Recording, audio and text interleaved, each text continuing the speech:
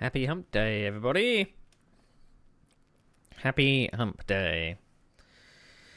Oh, right. Steam sale was started about an hour ago. How are your wallets? I can't buy anything until December. Because it's over on the 4th of December. I can't really afford anything this month. Because I've got to afford how I'm going to afford birthday and Christmas presents, I don't know. But this is where we are.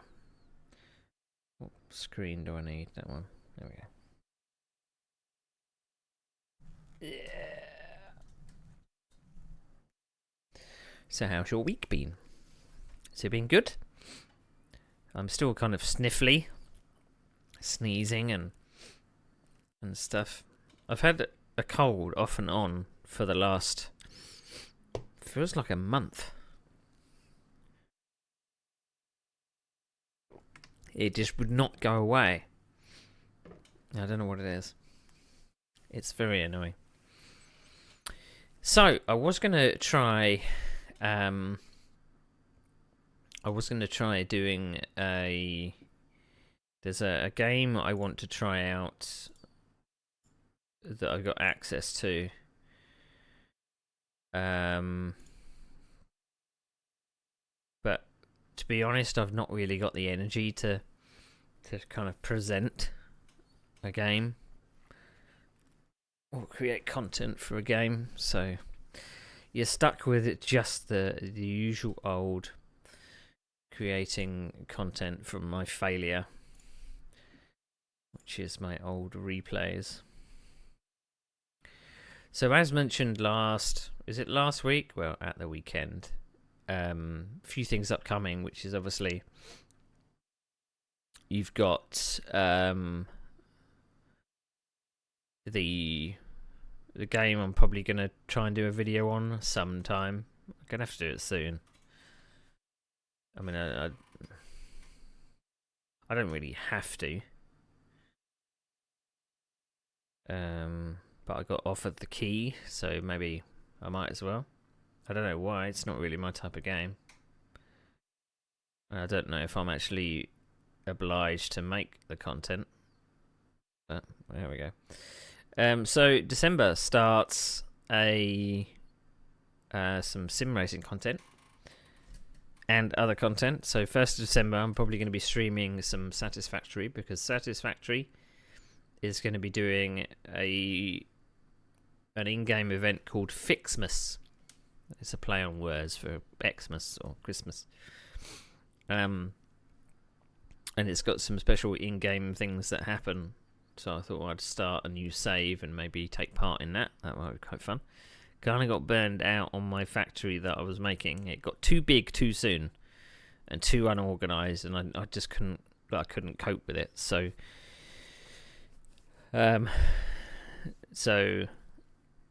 hopefully the next time I build it, it's going to be better. I don't know. Maybe I won't make some of the same mistakes and be lacking in power and stuff.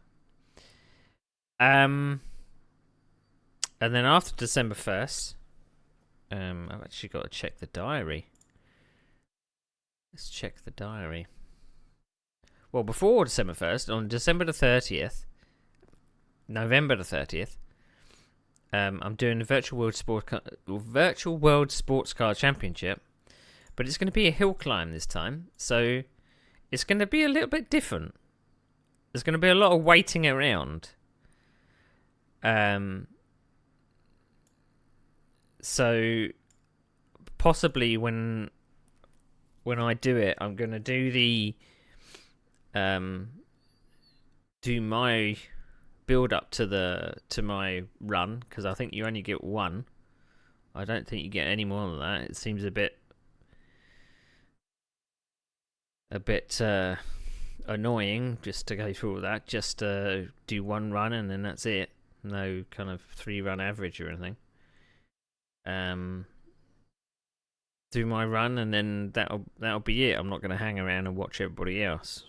I don't feel like that's really that interesting. So that's Saturday. Sunday, we'll be back for the last round of the WEC Championship in Bahrain. Not looking forward to that. I mean, the last round out, at least it was better than Interlagos that we did 2 weeks ago. It was at Fuji, I think. Was it Fuji?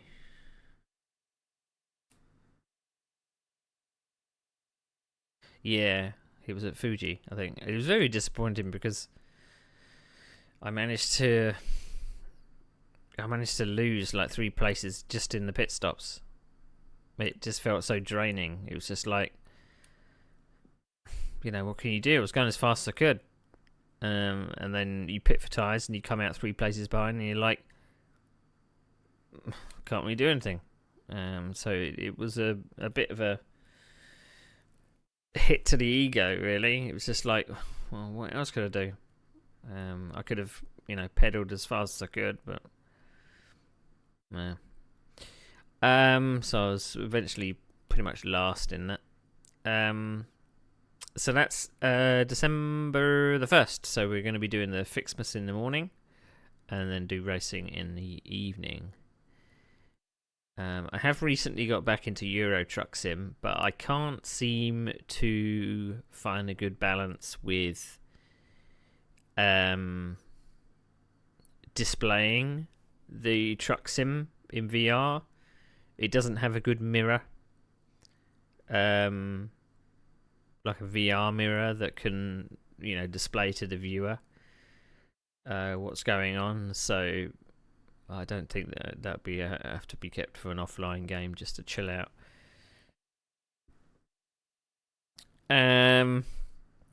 So that's obviously the last race of the season for WEC, the 1st of December. The Virtual World Sports Car Championship is running all the way until there's one more round somewhere. Although for some reason it's not on my diary, which is strange. I think it's just before the end.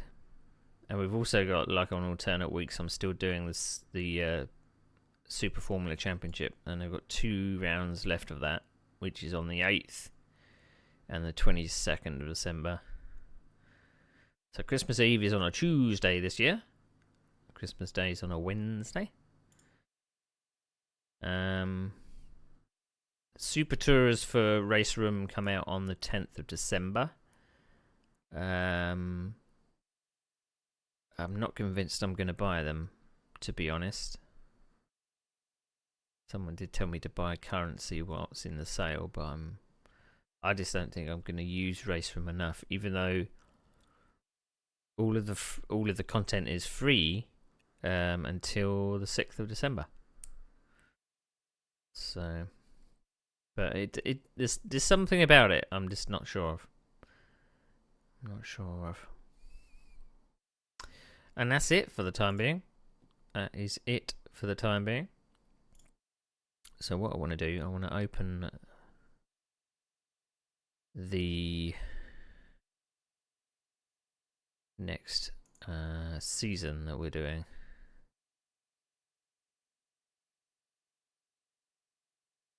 Yeah. So if you haven't joined before and seen my Simracing NOOB replay streams, we've been going through my first venture into online racing, which started in the year 2000. And I started in a league called UKGPL, running a game from the late 1990s called GP Legends or Grand Prix Legends. And we've been running through the seasons in number order. I started in season 3, which was from the year 2000 to 2001. We've been through season 3, where I was in Division 5. We've been in season 4, which I was in Division 5. It was season 5, which I was in Division 5. Then into season 6, I got promoted to Division 4 because I finished second in the championship in season 5, I believe, if I've got that right.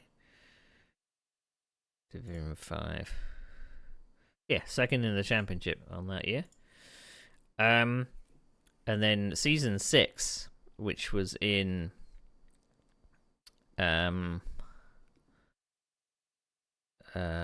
season 6 was in 2002. So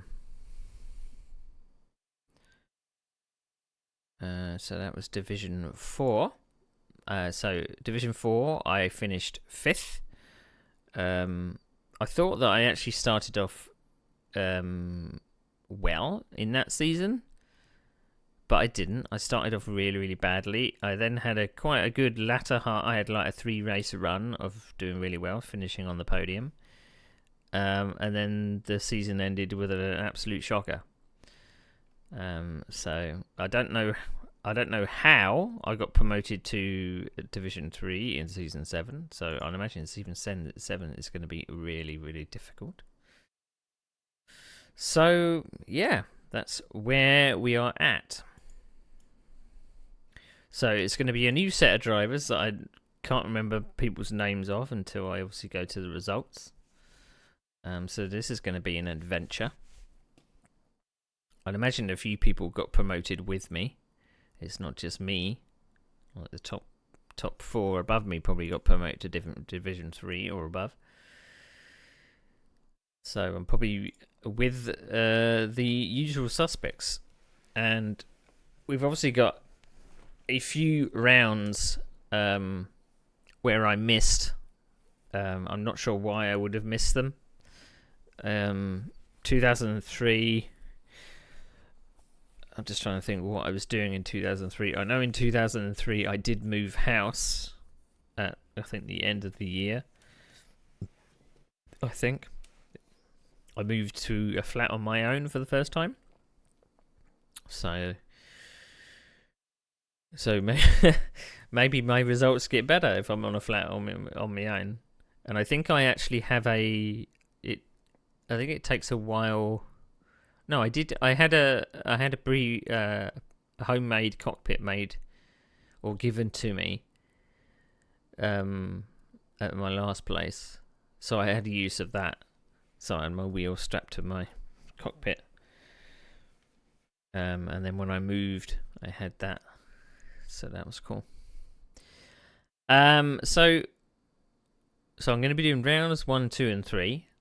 And then the next stream I'm going to be doing rounds 4, 5, and then I miss 6 and 7. I'm not sure what I was doing in round 6 and 7. And then round 8. Now, because it's a server replay in round 8, I've got a sneaking suspicion I either didn't capture my own replay or it may be a disconnection. So we'll have to see. Now it's running some tracks that we didn't run last season, but weirdly enough, Monaco is still in there. It's a bloody nightmare. I've always had a nightmare at Monaco. I've never gone well at Monaco. So, but Watkins, always going pretty well at Watkins, and I've always gone pretty well at Zandvoort as well. So, let's see what Watkins Glen is like, shall we?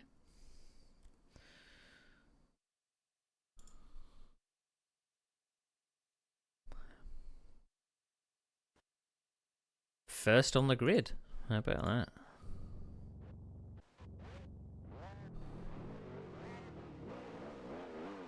There's a lot of cars in front of me.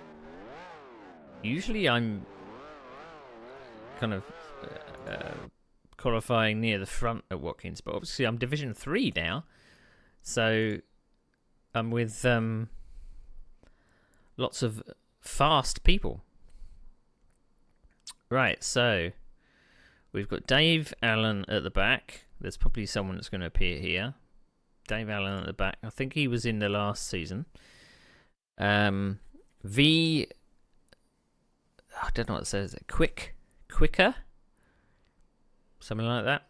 V quicker. He's in the BRM. Then you got M Portman. Don't know who that is. We'll find out later on. Then you got me in the Ferrari. And then you got C Griffin in the Brabham. Then you got J Ball. I don't know who J Ball is. He's in a Cooper. Then you got T Whiting in the Ferrari. I don't know who he is either. P Adams. That might be Paul Adams in the Brabham. You got Derek Jones. He's one that got promoted with me in the Ferrari. I think that's Ian Abansky in Brabham. Again, he's new for me this season. You've got Rafe Mafe. I'm not sure that was his name. It was either Ralph Mafe or I just kept calling him Rafe Mafe. I can't remember. But I seem to remember that I had some pretty interesting battles with him. And then Ford 24V. Who? I'm sure that's actually, I think that's Graham something. I don't know why he's called himself Ford 24V, because we're supposed to be using our real names. But so we got 33 laps. I don't think there's any difference in rules for this. The rules are that we had to do a pit stop depending on what car we were driving. So the faster the car, the longer the pit stop time. So I'm in like a probably third fastest car, so I'm going to be taking a pit stop of 20 seconds, somewhere in the 33 laps. And if you have to reset the car for any reason, you have to take a stop and go afterwards. So go to the pits, stop your car, off you go. Last two times I've been at Watkins Glen, I have run out of fuel coming up to the line. So I've spluttered over the line. So let's see if I actually remember to put some more in the tank.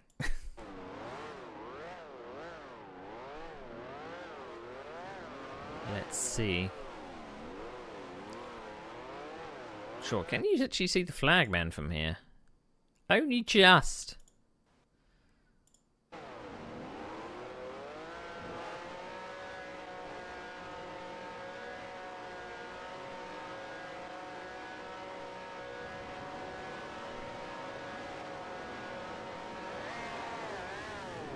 Well timed to the music there. That wasn't planned, but that was quite epic.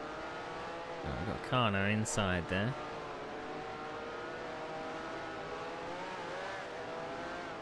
So we're starting 10th. Let's see if we can actually go forwards.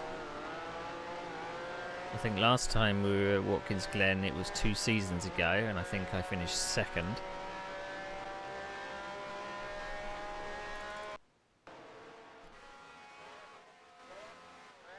Unfortunately, the camera for Watkins Glen is always a bit too close to the... So we're going to go on board.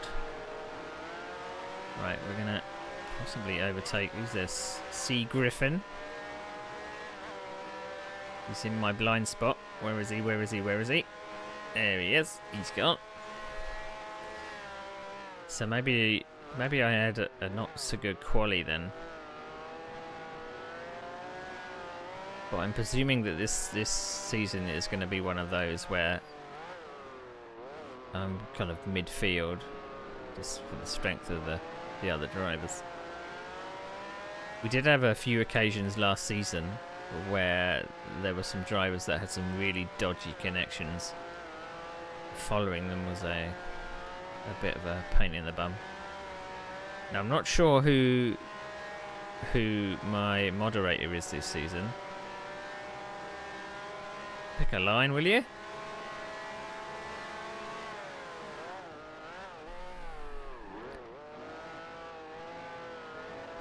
What's that? J Ball. So my moderator last season was Paul Thurston. We didn't get off to the greatest of starts, I don't think. with some of my antics at Monaco. He did not like how I drove Monaco, and I got a slap on the wrist for that, probably just deservedly so.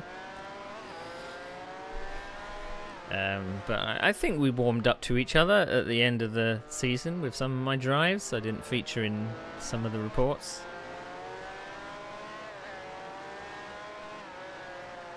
I'm way off the pace following this guy. 108s. I should be down in the 105s. So this guy is holding me up, and the rest of them are getting away. He's gone defensive again.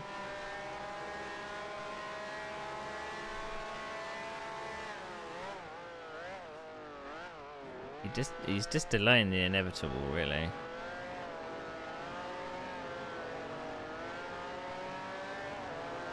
A better exit now, though.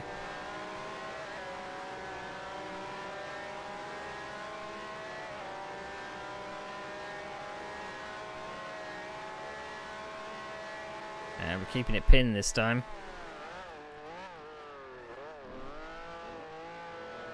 Right, we should be up to 8th place now. We've got a hell of a job to catch up with this Ferrari in front. So who are we chasing? We are chasing T. Whiting.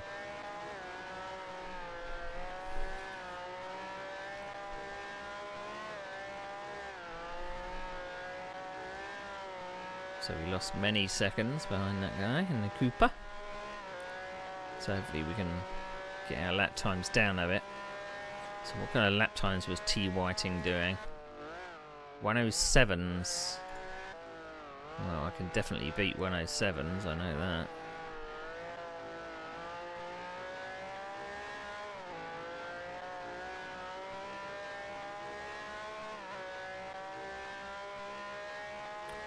So yeah, I think one of the first drives I did at Watkins Glen, I was in second. The person in the lead just went off and did his own laps, and I couldn't catch up with him. I was in this pace bubble, which I normally talk about, is where I'm too slow for the guy in front and I'm too fast for the car behind, and I'm just in this void. And it got down to the final 2 corners, and I could hear my engine spluttering, and I was like, oh god. And of course there's no refueling in this. I mean, the only way you'd be able to refuel is if you reset the car, which will give you a full tank again. So I spluttered over that. I think I literally ran out of fuel just as I crossed the line. And I thought it was the 3rd place car that passed me just over the line, so I thought I'd actually lost the 2nd place, but it was actually a lapped car that passed me over the line. So, but then I made the same mistake next time I went to Watkins, but I ran out of fuel a bit later on, so, and I wasn't really competing with. I think I finished 2nd then as well.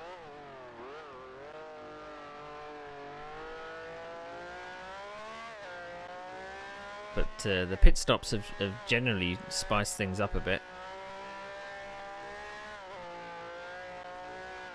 I mean, before it had like the token system. The token system was that you couldn't take the fastest car all the time. You had to balance it out. So the fastest cars had more tokens, the slower cars had less tokens. So you had to really pick and choose what cars you wanted to take per season in each race, and how many tokens you wanted to use. But they seem to abandon that for the pit stop. It's basically a bop. It's the way they did the bop in this league. So I have a pit stop of about 20 seconds. I think the Eagle, which is the 2nd fastest car, has 25, maybe 27. Lotus probably has about 30 seconds of a pit stop. You still really have to pick and choose if you really want to run the same car the entire season or not. but I think I ran the Ferrari the whole season. It's my car of choice. Still in the high 106s. I know I can do 105s, but I'll just not be able to hook it up. Right, up to 7th place. I don't know where we passed that other car.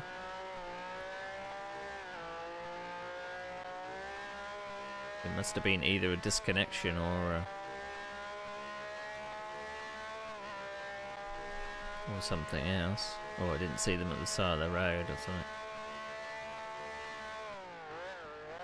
I mean, I'm just hoping for clean races this season. Again, I haven't gone into this knowing what happened in these races. I've got vague recollections of some things that happened. But as I say, I recognise some of the names that I perhaps had either battles with or collisions with. I can't remember which it is. But that will become apparent once I've done all the races. But I mean, me not taking part in 2 rounds, I don't know if there was dropped scores. There might have been dropped scores. I'm not too sure. But I suppose we'll find out in the results.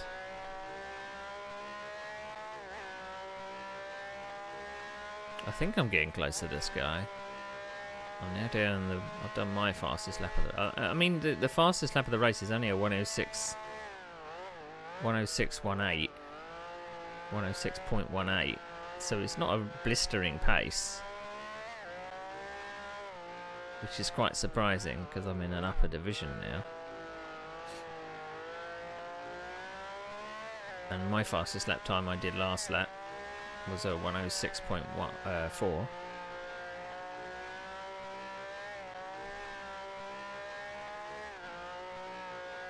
So I always found that this particular layout required a lot of commitment and a lot of rhythm. You really had to be on it the entire time, because you can drop times so easily. I mean, the track is mostly flat out. I do like this layout of Watkins Glen. I was recently trying a version of the 60s layout that was made by Sergio Loro. We're coming into the pits. First opportunity on lap 9. Right, we're going to stop. So we're going to go out at 59 or 19. We should be going out as 11, no, 8, 9, 10, 11, 12, 13, 14, 15, 16, 17, 18, 19.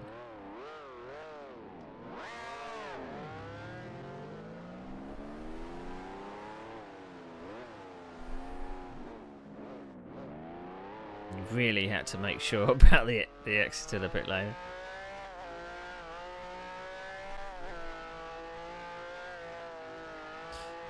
I think I was extra cautious in the pits from the first introduction of the pit stops, because I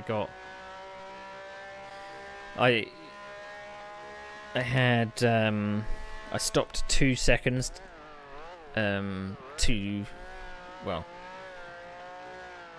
I left 2 seconds too early and I got penalised 20 seconds. So I think after that I was too scared to go over. So we're now down in 10th place. So we're a third of the way through the race.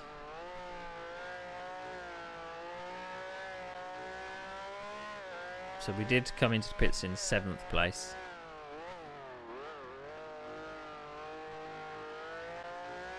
So let's see if we can actually make up any time. I think there wasn't really any cars that were of a higher class in front of me, so there was no Lotuses or Eagles. Not that I remember seeing, so we're not going to beat anyone through the pit stops. So it's just going to be pace and whether you can keep it on the island. So I did make a few lists about whether certain tracks from this era were in other sims. I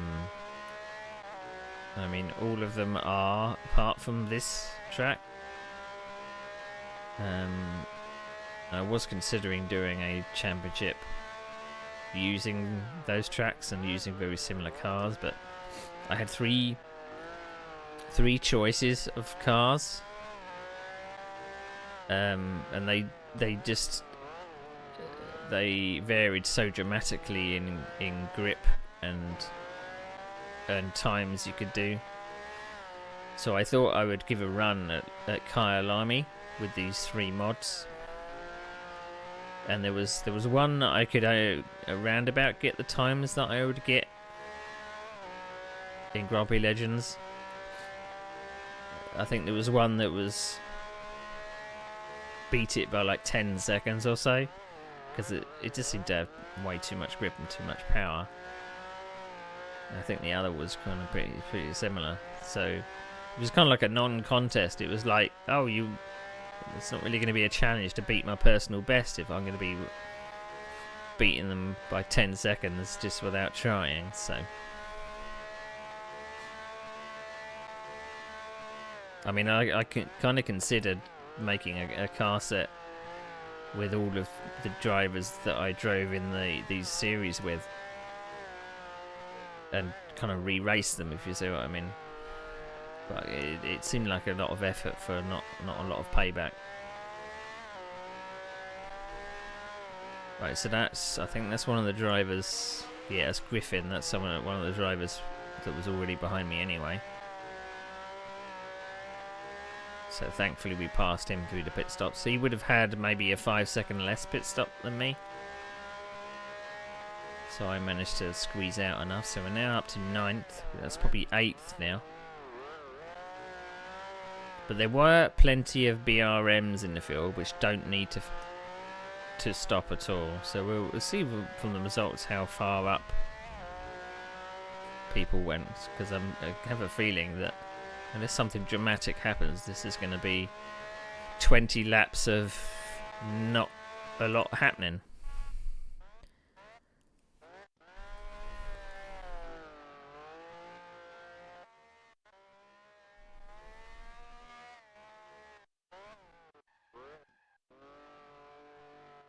But I mean, it's better than races I've had in the past, which are just disasters.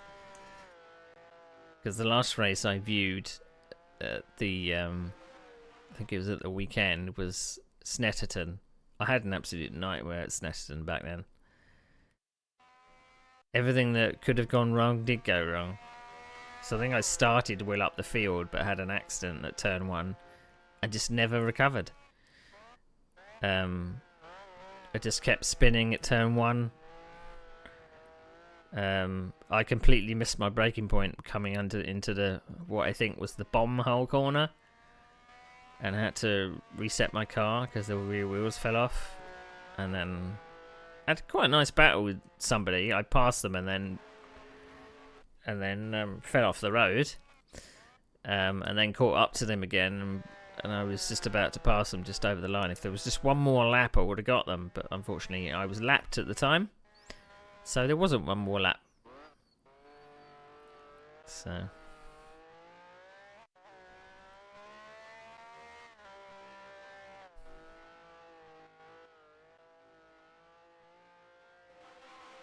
I mean, even though these layouts for Grand Prix Legends probably weren't entirely accurate, they were still enjoyable to drive. Because I would say like the modern iteration of someone making this layout of Watkins Glen, they've made it, but it's a lot narrower. It's a lot bumpier. I mean, it feels in the cockpit like it's only like 2 or 3 cars wide. Whereas this version just looks like there's infinite space when you're on track. So we're back up to 8th. I'm wondering if we've dropped a place because of pit stops. Someone maybe just jumped ahead of us. Well, they haven't done their pit stop yet, perhaps. It seems one of those races where you're just on your own.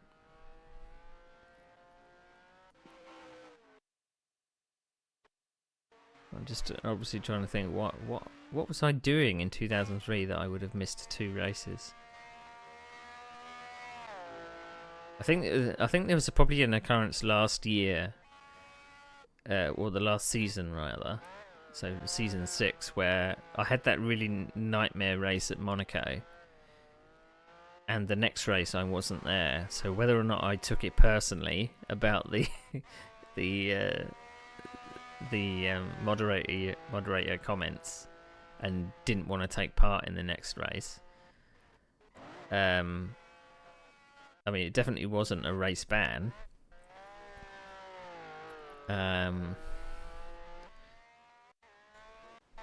But that year wasn't the greatest for me personally. So I'm wondering if it was kind of that, not being in a good place kind of thing. And I remember certain things happened in 2003. There was obviously a house move. I think it was around the end of 2003. Maybe into 2004. Can't remember. And I think I remember in 2002, 2003 and 2004 I perhaps attended the Goodwood Festival of Speed. I was actually planning to get my tickets out. I've got some tickets.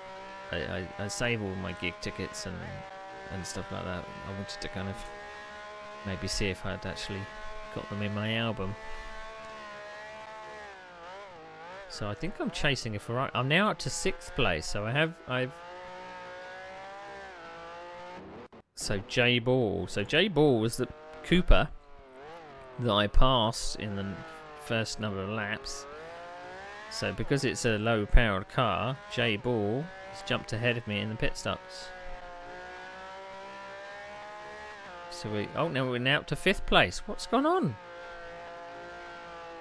Whoa, we just missed that barrier. So I can't think how I'm up to 5th when in fact there must have been an accident. So we'll see in the moderator's report if it was something that went on to take out a few people. I definitely shouldn't have been up to 5th. I think it's going to take a long while to get up to this Cooper.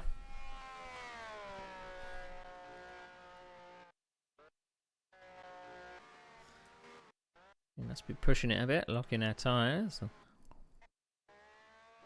Getting chased by a Ferrari. I don't know what Ferrari that is. It's a T Whiting. He was behind... No, he was in front of me. I was chasing T Whiting at the start.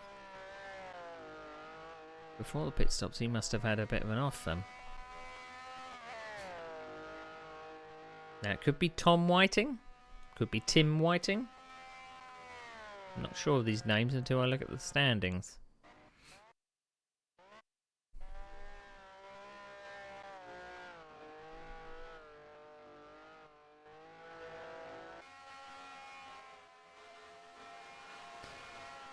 And I think it was mandated in this series that you did have to use your real name. A lot of people just refused. I always found it was a nice feature, I suppose, that it kind of mandated in some ways that you put your first name and your last name in and you were all listed with your initial and then your name. You kind of made it seem like it was civilized, you know. So you weren't racing against, you know, Racer X69 kind of thing. Oh, there's a battle going on here, and I'm just about to get involved.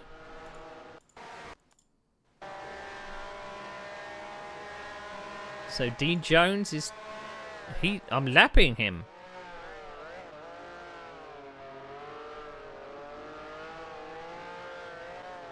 Why am I lapping him?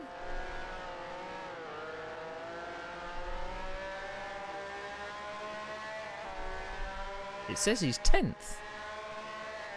So that's where one of the places have gone.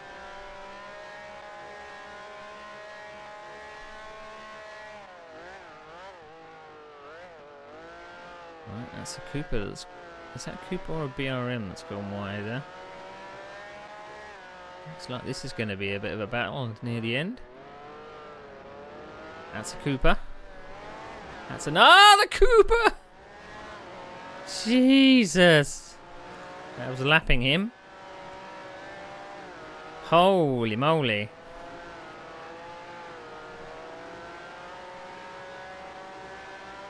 So this should be for position. This is 4th place coming up. I'm having a stonker of a round. Now we did get past him last time because just of the sheer speed of the Ferrari, so...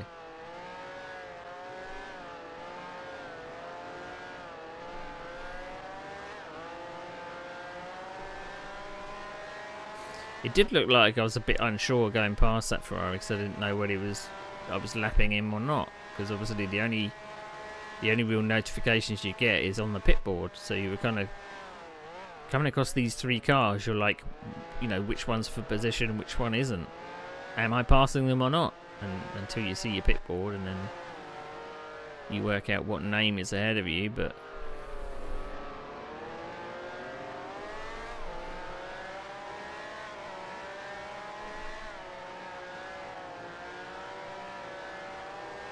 Derek Jones is all over me, but he's a lap down.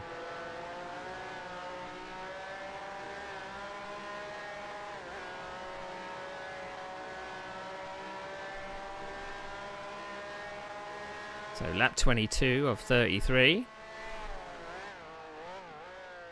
Am I going to get this 4th place?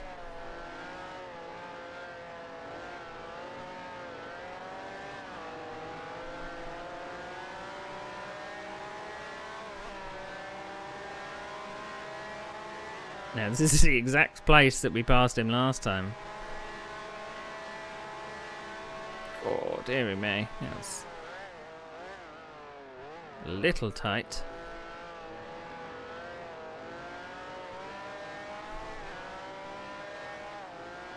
So that's 4th.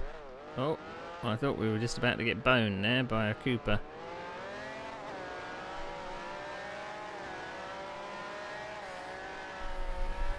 Fourth.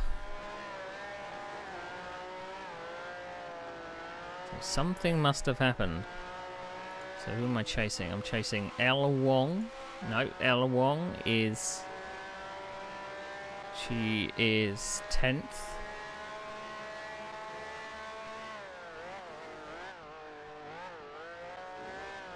So I think that's... Oh, off the Cooper went. I think that's Lucinda Wong, I think. One of our female drivers.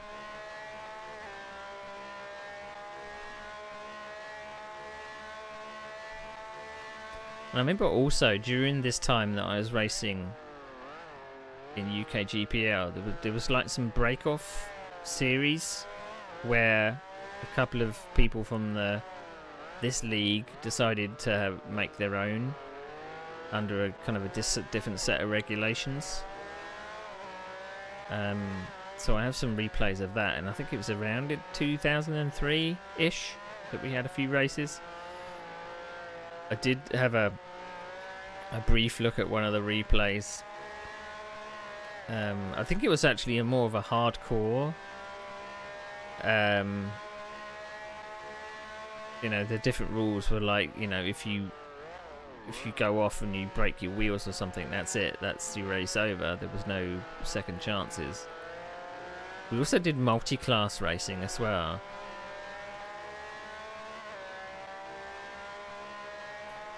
because they did have in effect, they had Formula 1 cars. They had a novice trainer, which we classed as an F2, and he had a basic trainer, which we classed as an F3. So again, Derek Jones is 11th, and T. Whiting is just behind him in 5th.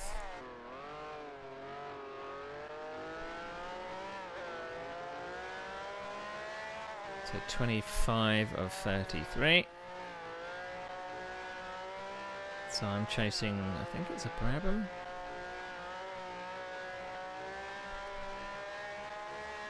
I don't think I've got a hope in hell of getting third. I don't know where third is. Rafe Mafe he's in that corner that she's coming into now. So he's quite far ahead. Looks like Derek was having an awful lot of trouble getting the nose in there. I can see it in my mirrors.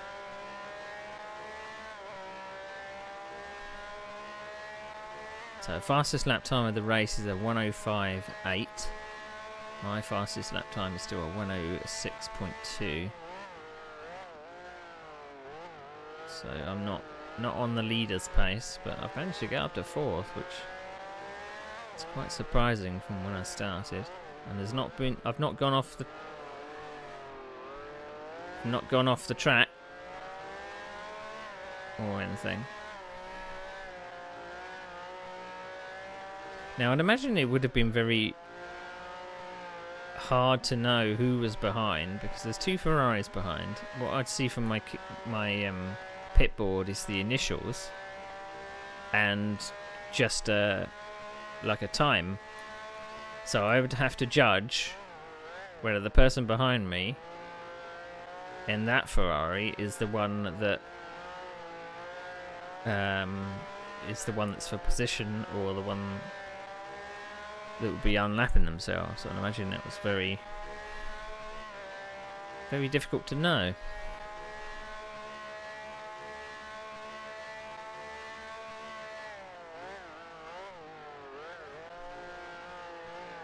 Just not getting the front end in for either of those.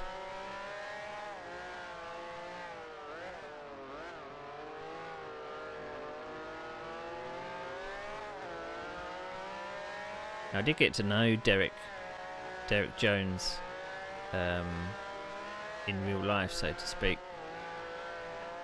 Went to Brands Hatch a couple of times. So he used to race in real life as well. He used to race motorcycle engine cars.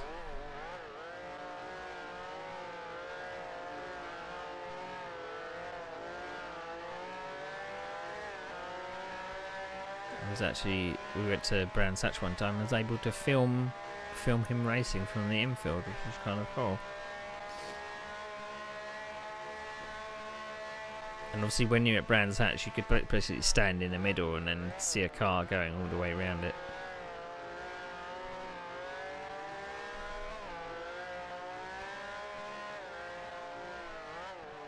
Kind of witnessed him pretty much obliterating the field.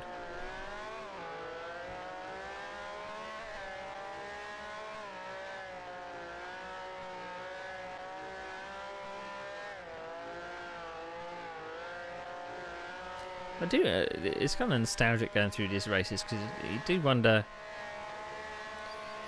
where these people have gone. What, whether they're still, playing computer games or what, Because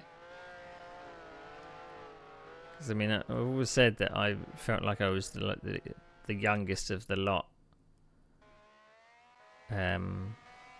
When we had our first meetups of our league races, I kind of felt like I was the baby of the group. And I mean, this game kind of attracted the older generation. So it's understandable.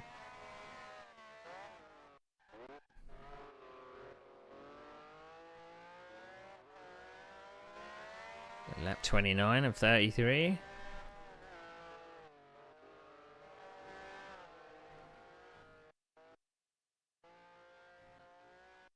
I mean, I don't know why I just didn't let Derek pass, to be honest.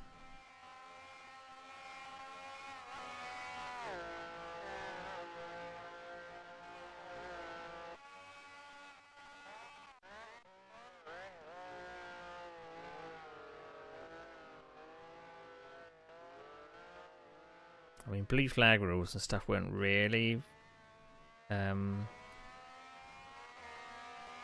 enforced too much. It was all the gentleman rules of, you know, if you crash someone off, let them by, and don't block someone that there's a blue flag for. Oh, there goes T. Whiteling. I wouldn't have seen that from my mirrors, I don't think. So 4th place is pretty much safe at the moment, but is there a sting in the tail in the last 3 laps? I hope not, because this is quite a solid drive. Starting off the season with a good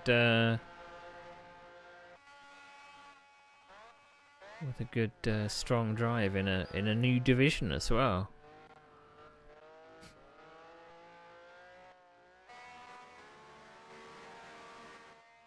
But I'm not sure of what happened in this particular season. I recognise some of the names, but what happened in them, I'm not too sure. Wait, who's that ahead? That's Jay Ball again. That's 9th place. So he must have had an off.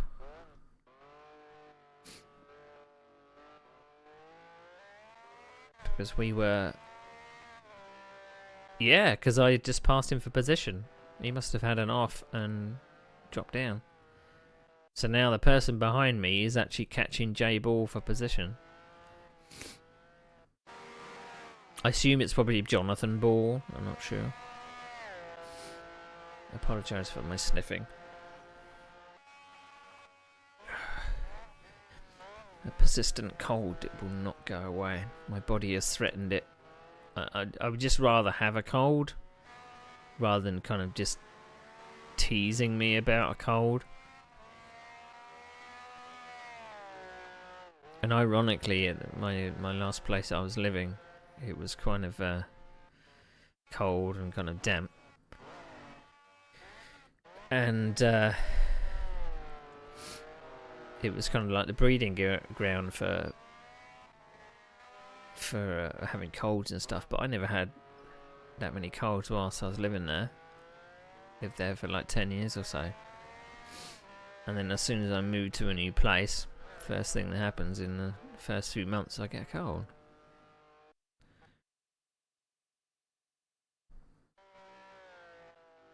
Lap 32, penultimate lap.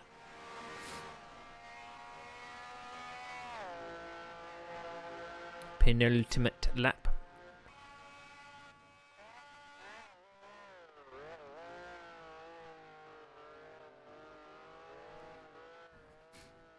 I mean, what I probably would have seen on my board is, so he's already going around that big bend there. Probably would have seen about 8-second gap or so. I probably could see him in the Derek.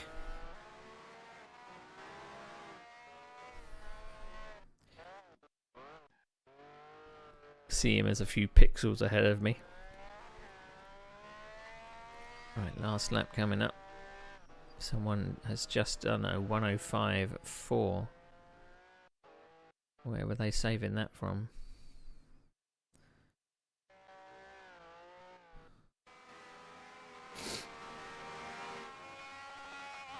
Now, as I said in previous streams about these replays, it's like I could notice my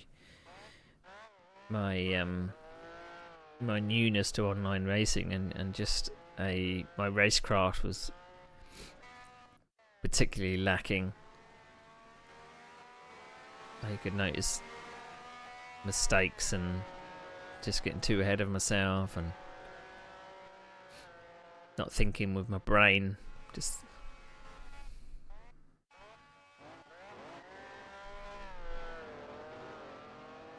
I mean, I've got no need to pass this guy. I'm not under threat from behind, so... That's a solid 4th place.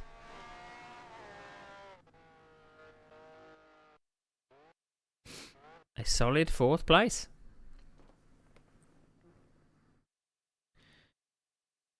Quite pleased about that. Even though it's already happened. Several years ago. So 2003, I would have been 24 years old.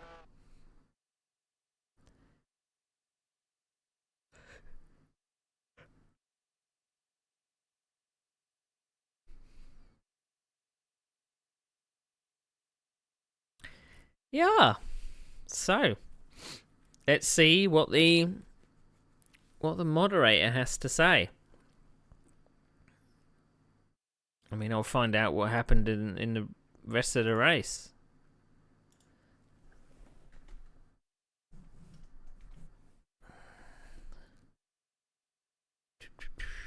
Right, there's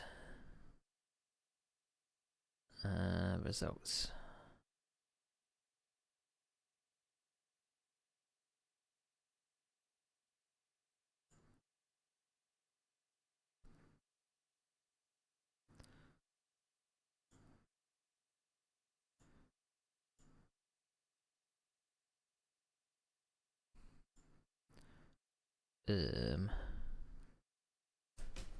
Right, so this is the 30th of March 2003, Watkins Glen. So seeing a few familiar names. So Paul Adams came away with the win. He started 7th place, but he was in a Brabham, so he gained over these Ferraris in the pit stops, including me being one of them. But I dropped down because I was stuck behind a Cooper for a little bit, so I lost the gap on the guys in front. But I started 10th place. So Simon Geimer started 2nd, finished 2nd. Ralph Mafe. It is Ralph Mafe, yeah. Started 4th, ended up 3rd. I started 11th, ended up 4th. So that was pretty good.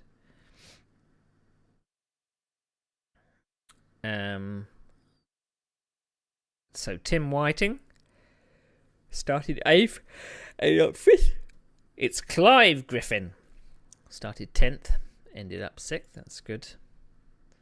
So Andy Neville, we knew Andy Neville from our last series. So this was one that dropped down. That seems a bit dramatic. Started 1st, ended up 7th. I think that was an accident. Jonathan Ball started 9th, ended up 8th. Graham started 3rd, ended up 9th with a 2-place penalty. Something happened. And Derek Jones, he did start ahead of me in 6th, but ended up 10th, so something happened to him. Martin Portman in the Cooper. Then you got Dave Allen. He was with me in the last season. Started 15th and 12th. Oh, it's Lucy Wong. Maybe it was Lucinda, but it's Lucy Wong. Started 16th, ended up 13th. She got a penalty of 3 places. Whoops. What did she do? Eddie Abansky did not start, and Vinny Quicker must have disconnected. So Lucy Wong rear ends Martin Portman coming into the loop. Whoopsie daisy.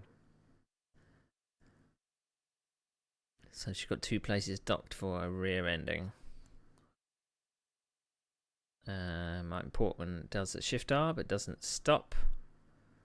Do a stop and go, gets 15 seconds added. 424V. Pit entry leads to collision. Okay, leads to a collision with Andy Neville. Surprisingly protracted loss by Graham. So Graham Horton, but he refuses to put his name in. Which he stated was caused by accidentally pressing the wrong button and having to drive from the F10 view, which is chase view. So he got 2 places for that.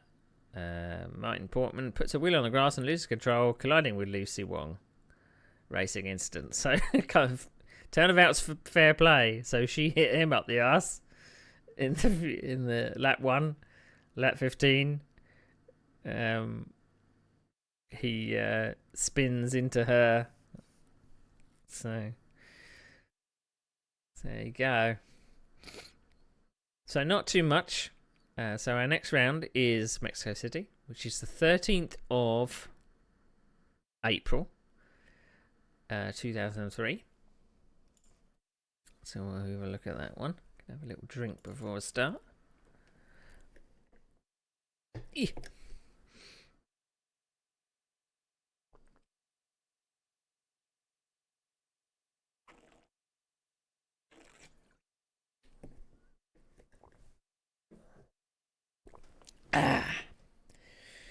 Right.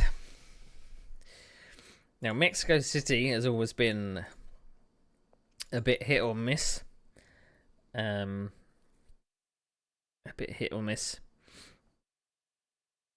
I think I've had a couple of good results. Other times not so much. So I presume we're going to be in the Ferrari again. Now we know who our competitors are.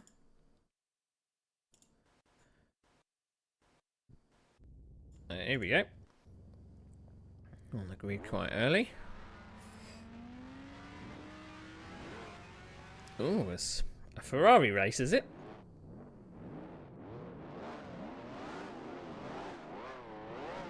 Oh, there's an eagle.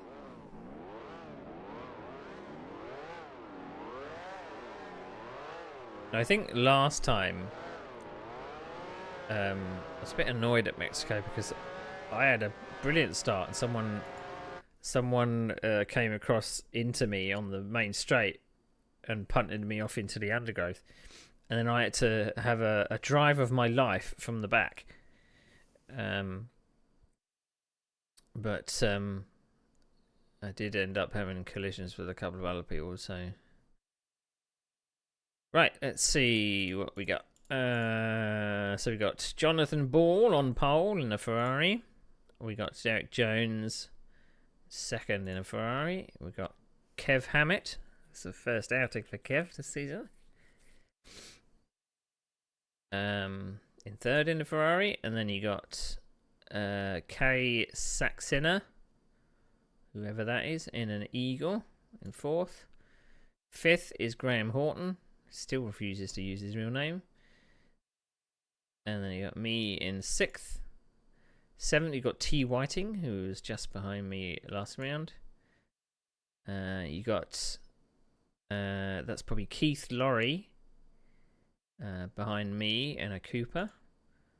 And then Dave Allen right at the back. I don't know why it's not showing all of the people in between, but let's see how successful this... All we've got to do is go down a straight. How hard can it be? Pretty good start with everybody else. Oh, got a bit of wheel spin in the second part there. Whoa, the seas just parted in front of me. I'd be intrigued to know if I braked there. I think if I hadn't actually got any wheel spin, I would have been in real trouble there. So I got some wheel spin, which puts me over on the right-hand side. I mean, I can see all this happening, but I'm powerless to do anything about it. Ooh, I think I might have lifted a little. It's absolute carnage at the start, and I think I've somehow got away with that. Me and Derek Jones are off to the races. Literally. That's a bit of luck. 6th to 2nd in like 50 meters. game on. So we've got 20 laps of Mexico, because Mexico's quite a long track. I think we do just sub 1 minute. Sub 2 minutes, rather. I can't remember. Track limits are not really a thing at Mexico. I always hated this this hairpin. I could never quite get it right. I think I was always too scared of hitting the inside. So who's that behind me in the Honda then? So Dave Allen was at the back, and he's come through to third.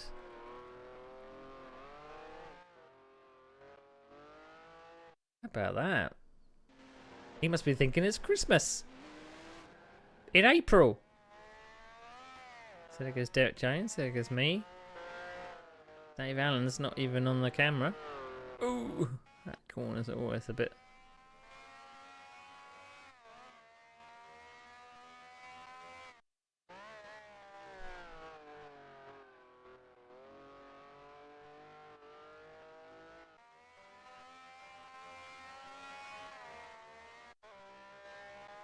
So hopefully we don't get into a pace bubble.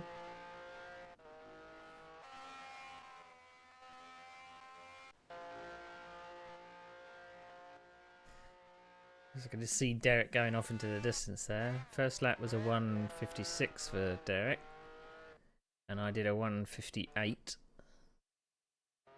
I mean, I probably got caught up at the start a little bit, but I don't think I've got the pace for Derek.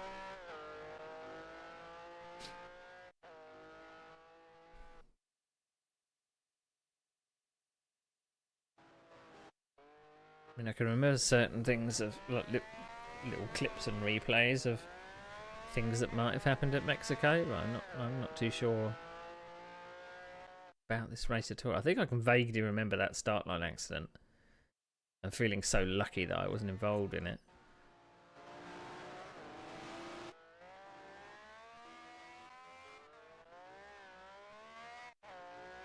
Well, this seems like it's going to be a very, very lonely 18 laps.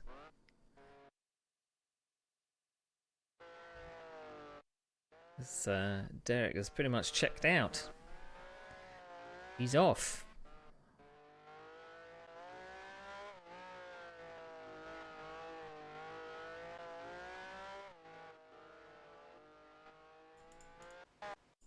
Let's go on board.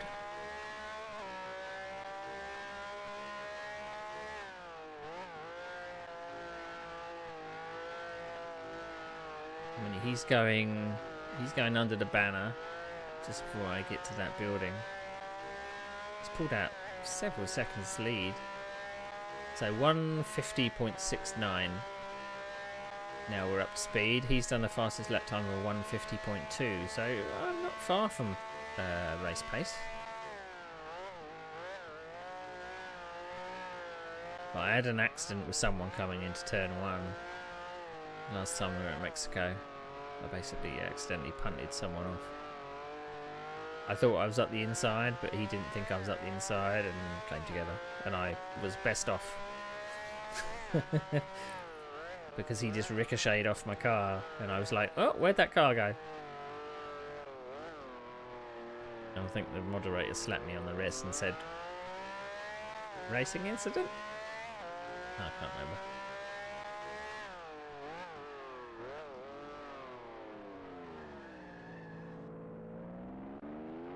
So the funny thing about this circuit is obviously that part, you can see other cars coming the other way. So if there was someone you know that was gaining on you, you could maybe gauge how far away they were if they were coming the other way.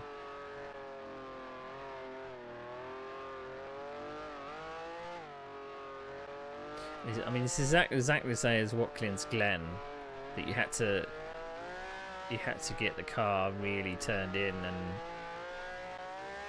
sliding a little, but then you had this added difficulty of those white polos on the inside, which are always, if you got your four-wheel drift wrong, And then the polos were just waiting there to give you several whacks as you go over them.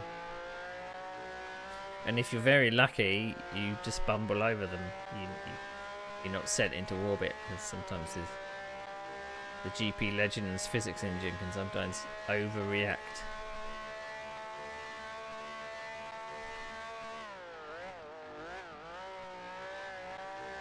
I always found this turn one tricky. I never quite knew when to brake or how much to brake, because you were basically kind of constantly turning to the right to find the apex of turn one.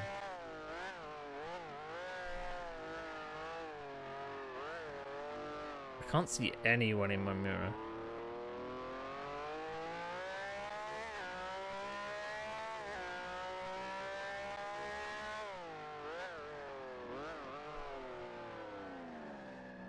Still haven't got that airbin right.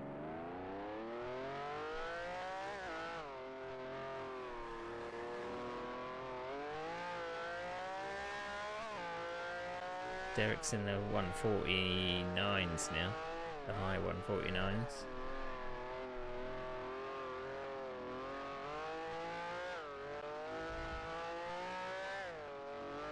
You could really take advantage of some of the track limits through there, but you just got to be very careful of the polos.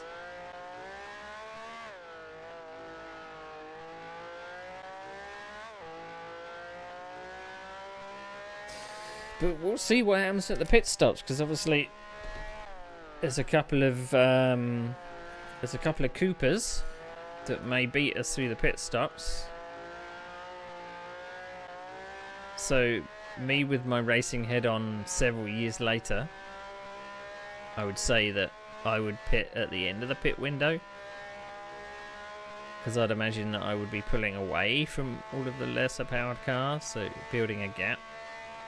You want to pit late.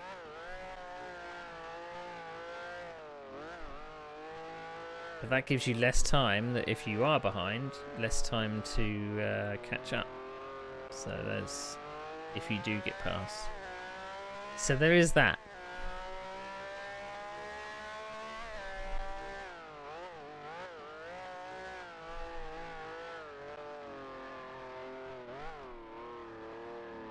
You're basically coming into corners leading with understeer.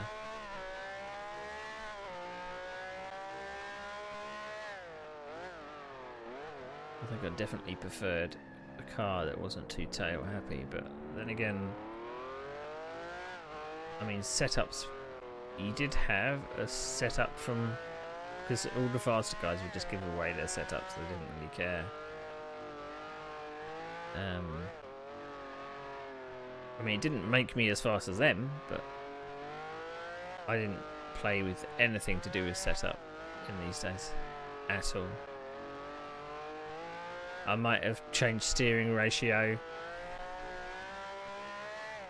I don't know if I would have changed gears or anything to make some of the changes more comfortable or something, but I didn't have any idea of what any of the setup changes did. I mean, nowadays, I still don't. I still blindly fumble around in the dark thinking I know what I'm doing.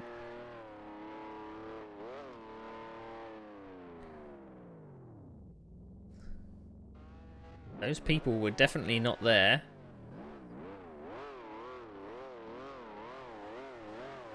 So he had a very fast pit entry. And he's away. That must have been a stop and go.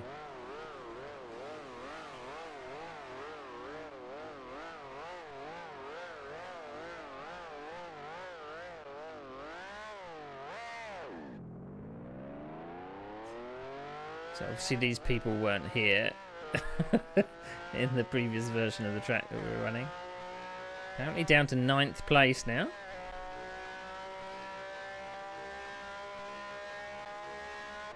So Simon Geimer and Graham Horton.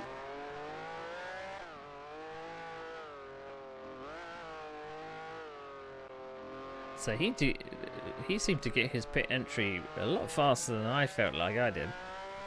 I mean, I came off that final corner really struggling to get the speed down.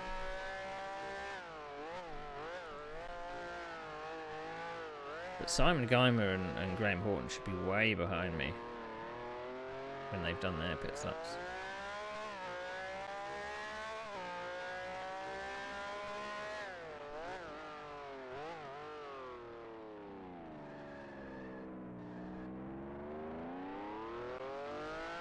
So again, a bit lonely on track here. Not really too much.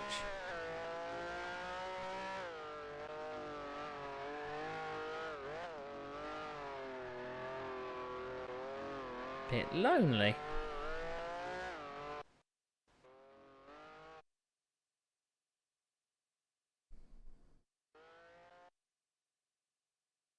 So I assume that everyone in front of me is not for position.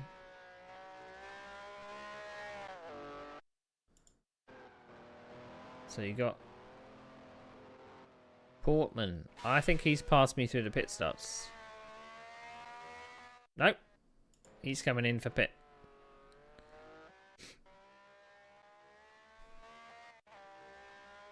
So that's one.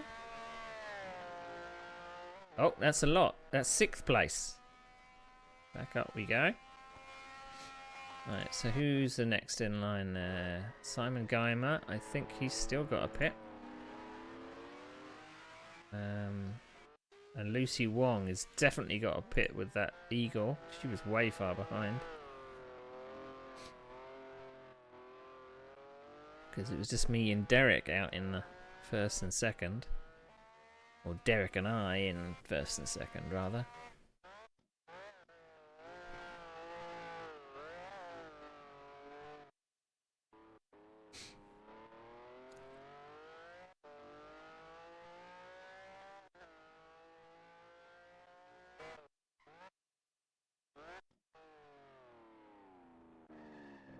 I mean, dare I say it, could this be a season where I didn't get any penalty points? Is that possible?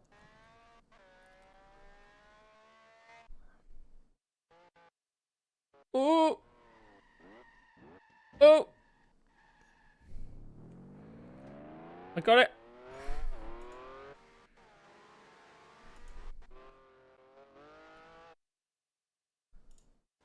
Bit of loss of concentration there.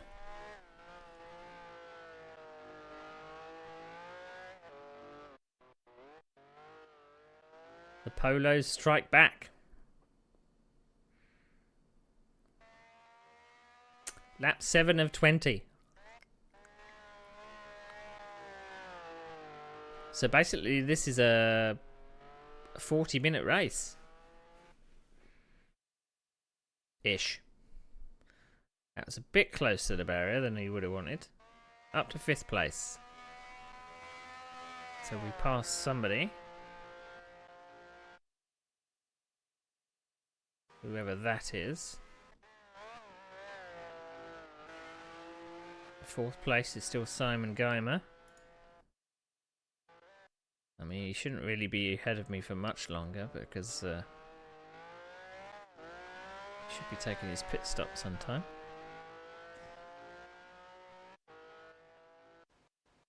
I mean, I'm just coming up to the yellow building and he's coming up to the...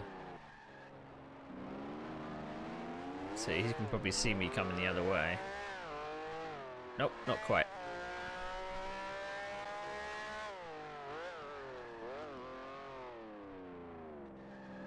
Is that an Apex?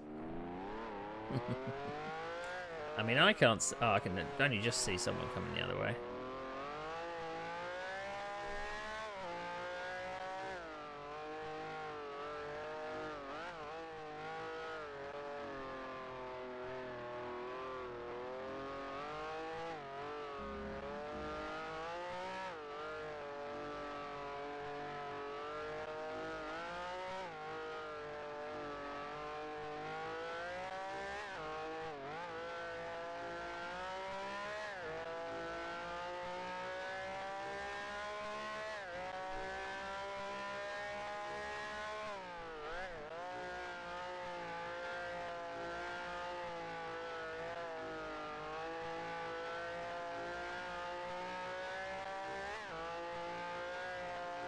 Going any more places?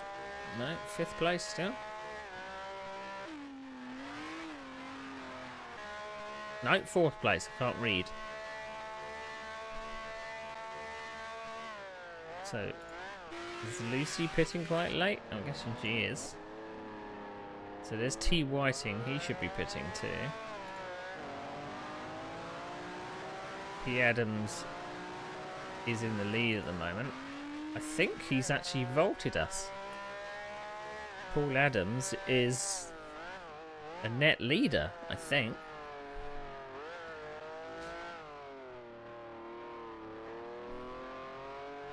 I don't know where Derek is. Probably way up the road.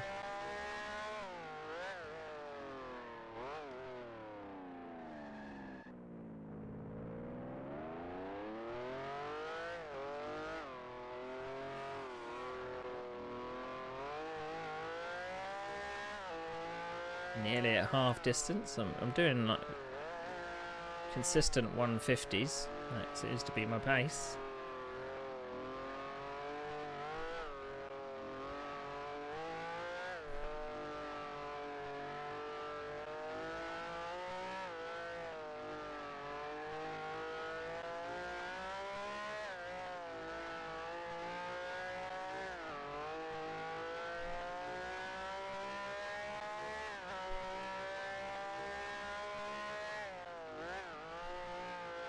I mean, all the action is happening elsewhere on the track.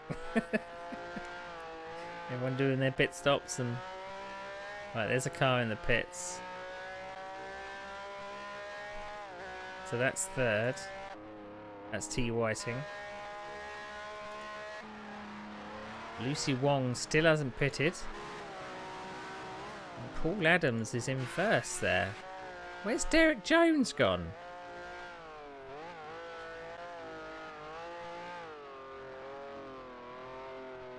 So half distance, 10 of 20. I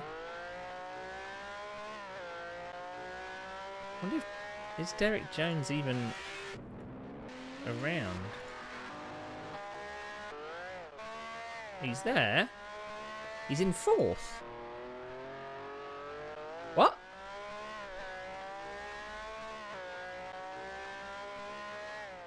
He must have had an accident. Because he shouldn't be behind me. He was like 10 seconds in front. There he is.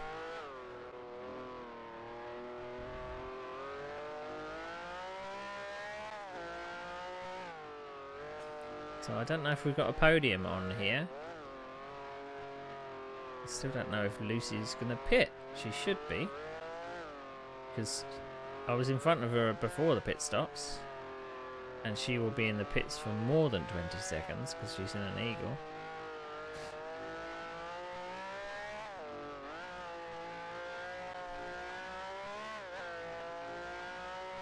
Can't quite see Derek in my mirrors at the moment.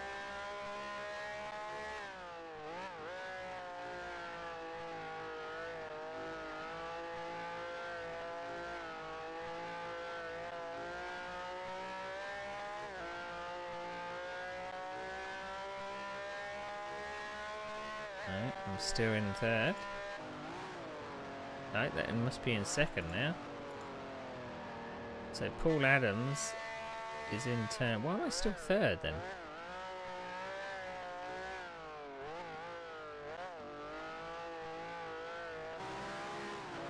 Paul Adams is in 1st there. Oh, I see. No, Lucy Wong is now in 1st.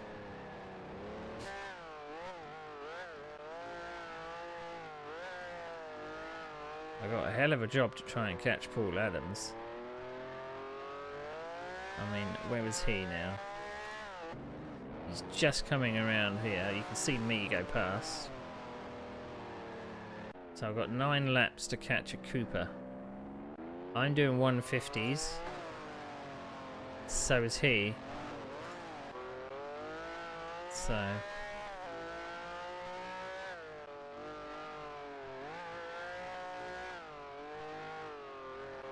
an inspired choice of taking the Cooper, really.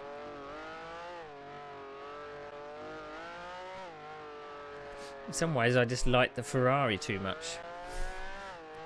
It's the sound. I liked having a roaring Ferrari engine.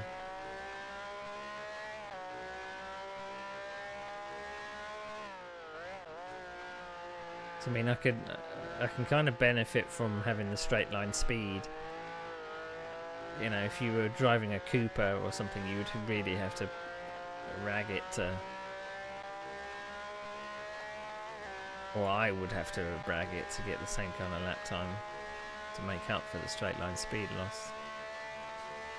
At 12 of 20. It's just a mess of pixels that was in front of me. I can't see any. Can't see a Cooper.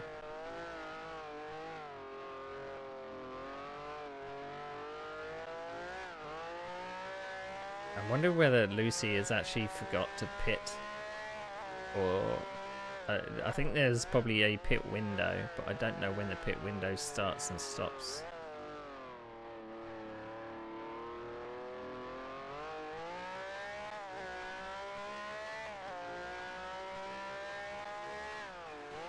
Because you can see that's the first car we saw over the hedge. And there's Derek, he's following me behind.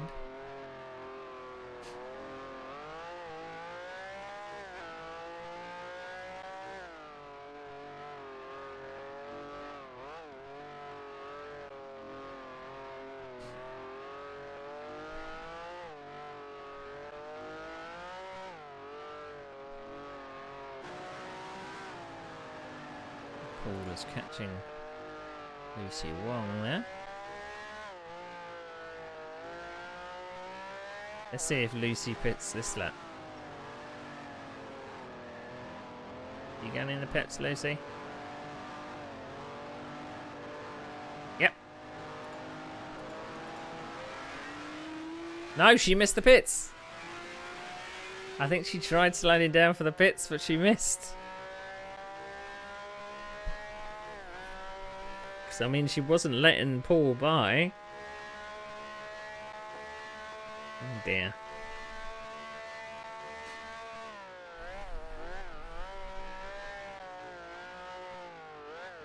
I can't see, still can't see a Ferrari in my mirror.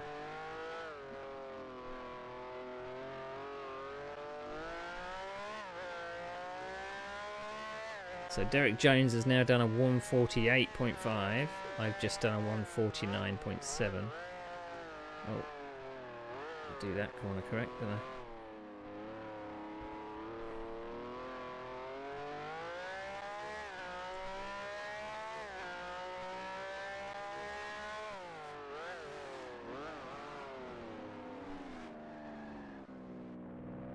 It's getting very confusing up front with what's going on now.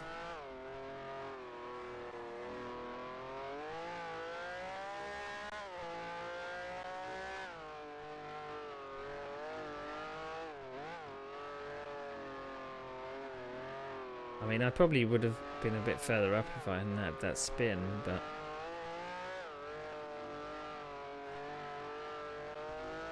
at least I've got someone to chase now.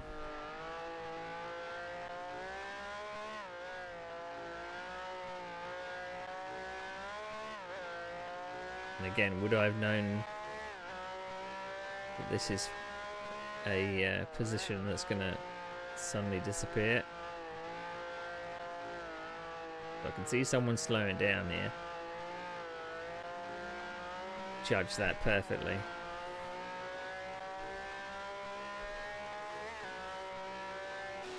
Right, so Dave Allen.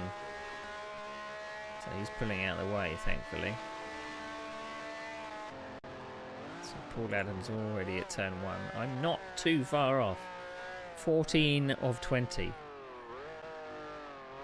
Have we got enough laps left to catch a Cooper? I don't think we do. Not at the... If we're not doing 149s, then we can't.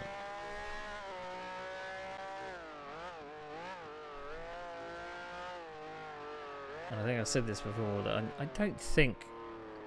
I was always the bridesmaid in the series. It was really an occasion where I dominated. I never got a lot of wins. I got one win last season. I got a first, a second, and a third. Those were all my podiums last season. Out of how many races did I do? I must have done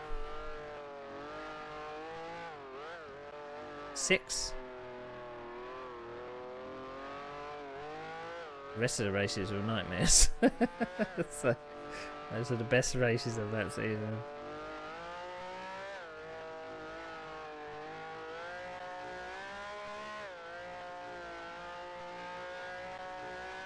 I mean, I could see them like kind of a mix of pixels up there.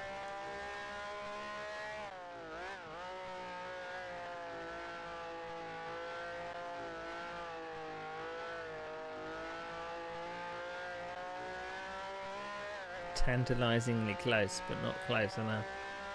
Those were always the races I hated. And to chase someone down at the end of the race and then just getting close enough, and then that's it. Lap's over.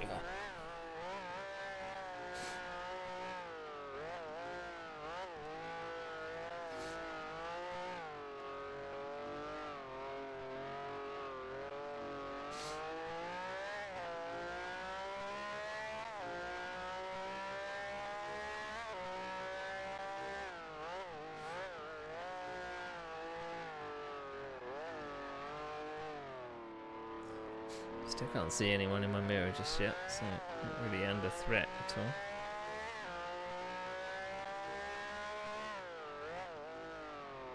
I can see that Cooper.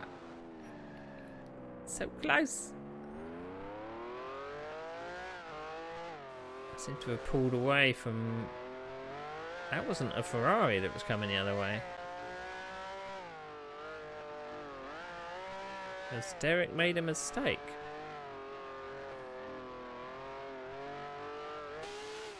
Well, that's Dave Allen. Derek's gone.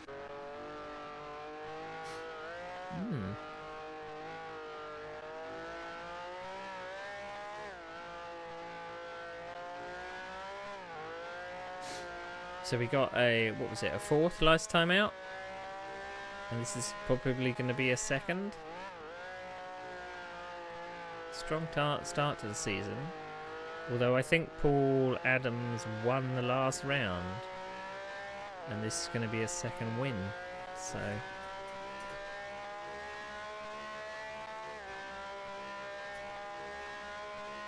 And the point system back then as well, you had 50 for a win, 41 for a 2nd, and I think 33 for a 3rd. So in such a short season, it was very difficult to catch up on someone that got a couple of wins early on, you know? Like Formula 1.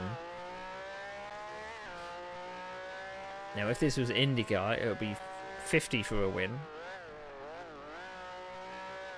And 42 for 2nd or something. Well, there goes fight over then.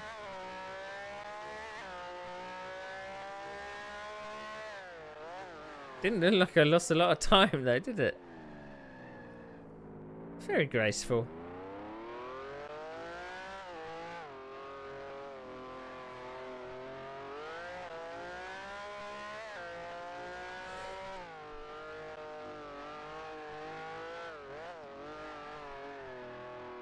I did look up to see if there was like a Chrome extension or something that could open a web page, but it would blank it out so that I didn't see any spoilers.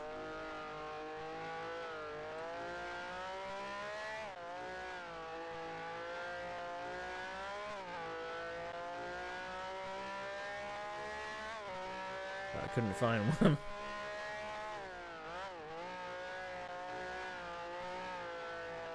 Right, so we're coming over the line for 17 of 20.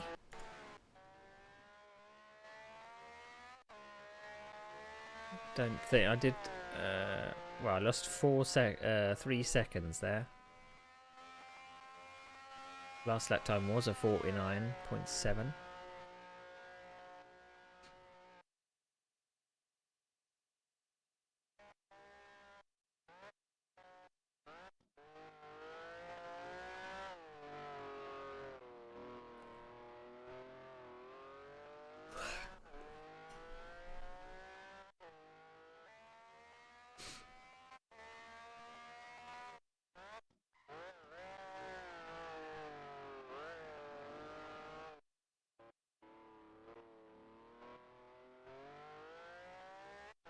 I mean, I don't think I could have done a personal best, like a 149 in a Cooper. I need a faster car to make up for my lack of talent.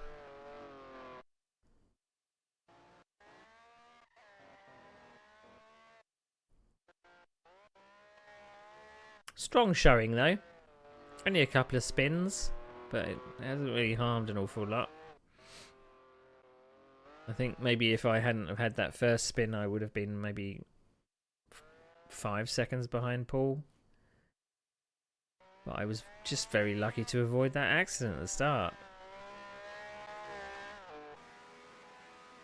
Very lucky indeed.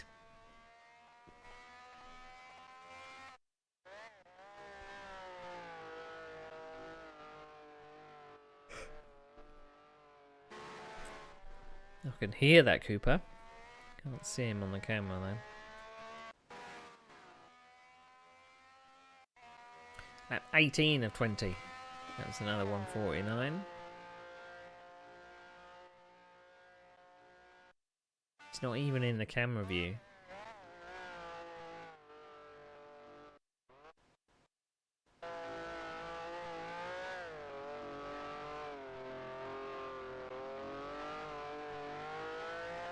I can barely see him up there. Yeah, turning into the next turn. 2 laps to go.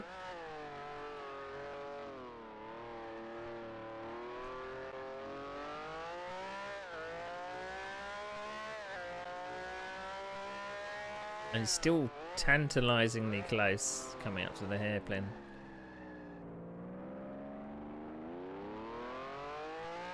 It's just like, oh, you want to catch me, don't you? You want to catch me? Look, I'm so close.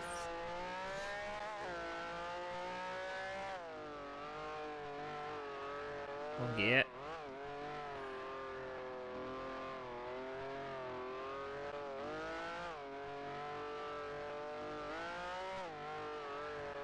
I really had to chuck it into these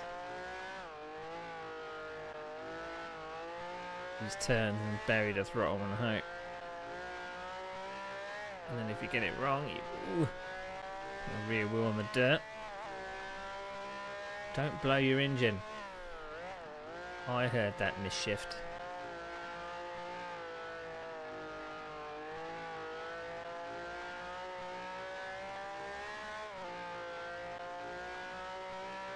Right, penultimate lap.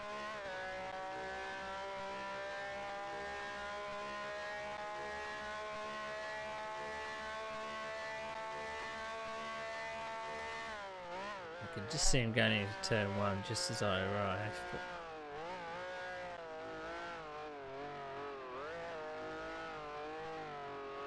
I don't know if there's actually a way for me to have a bit more anti-aliasing.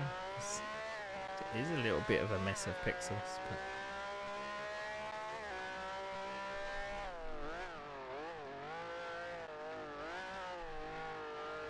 it's kind of like me playing Euro Truck Sim, because all of the splendid little lines are all messes of pixels in the headset, like wires and fences and stuff like that.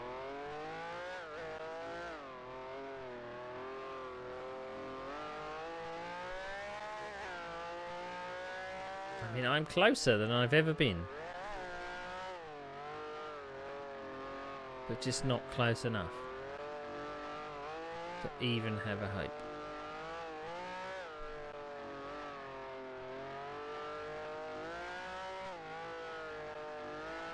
Now, maybe if this was the younger me in earlier seasons, maybe I'd get too excited and misshift and blow an engine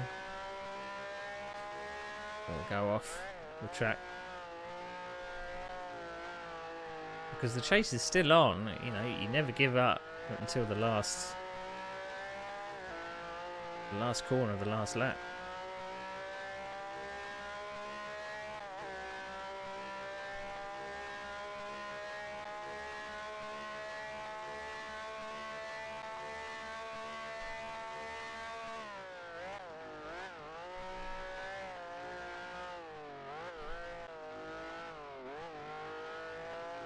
But he is very close now.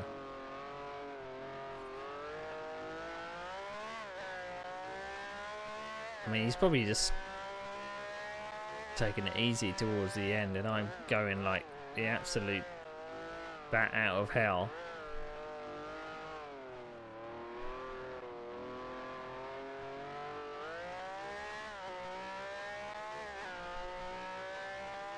I'm now at the hairpin when he's at the hairpin.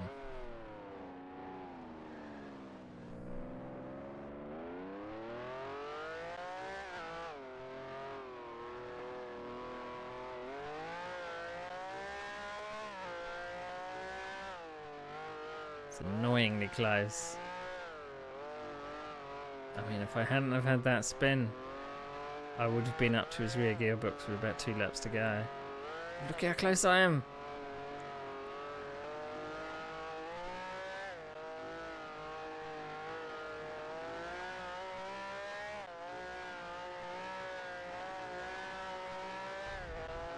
Wheel on the dirt as well. I mean, I wouldn't have even got straight, wasn't even long enough. Look how close. Look how close. Oh.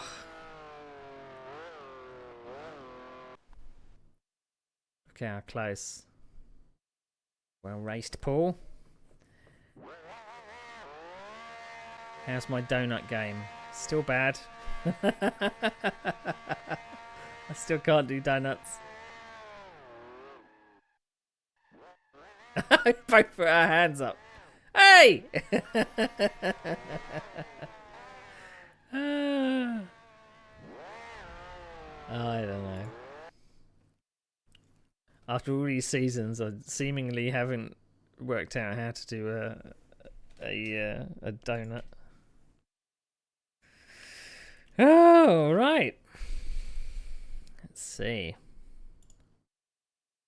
Let's see what the moderator's got to say about that race. I'd be interested to know what they got to say about that start. Right, so Paul Adams gets the win. Now looking at the race time, 0.97 was the finishing gap. Derek Jones was third, 14 seconds back. Okay.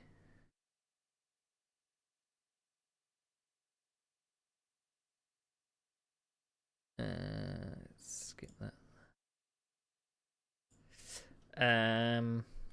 So Jonathan Ball, he started on pole and ended up. He must have get caught up in the first corner. First straight. Didn't I say before we started? I said all you've got to do is go in a straight line. Didn't work like that, did it? And Simon ended up going from 11th to 6th. So whoever this is, Jack Marlowe's Mr. Spliff Lovegrove. Jesus Christ. Got a 2-place penalty for something. Karen Saxena got a 3-place penalty. And Kev Hammett got 3 play. Oh, so it must have been Kev Hammett that spun up his rear tyres then. There we go. Right. Lap 1 pile-up. Kev Hammett passes Jay Ball after the start line, moves left and clips him. This penalty was increased from 2 to 3 places because it was on the first lap. The most dangerous part of the race is the start because of the close proximity of other cars. It's particularly important to hold your line. If you're not absolutely sure, you can clean air beside you. So that's where you got the 3-place penalty.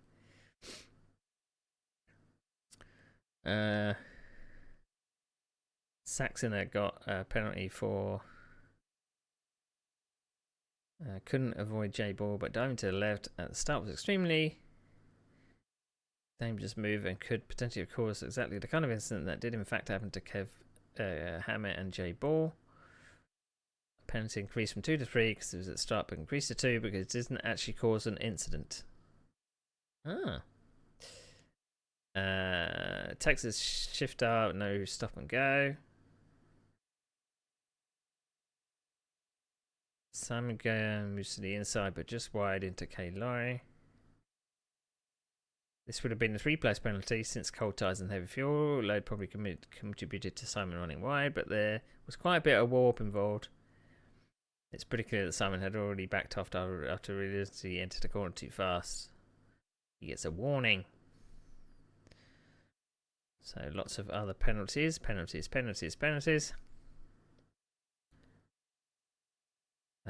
D. Allen took the racing line into corner with Mr. Spliff right behind him and should have left more room, but Mr. Spliff was too far back to justify to claim the inside line at turning point and should have tucked in behind. Mr. Spliff then collides with Kev Hammett as he heads for the pits, considering the flames in his rearview mirror would have made it difficult to see behind. I'll put this down to a racing incident. So for Division 3, this is quite messy, isn't it? You would have thought that these people were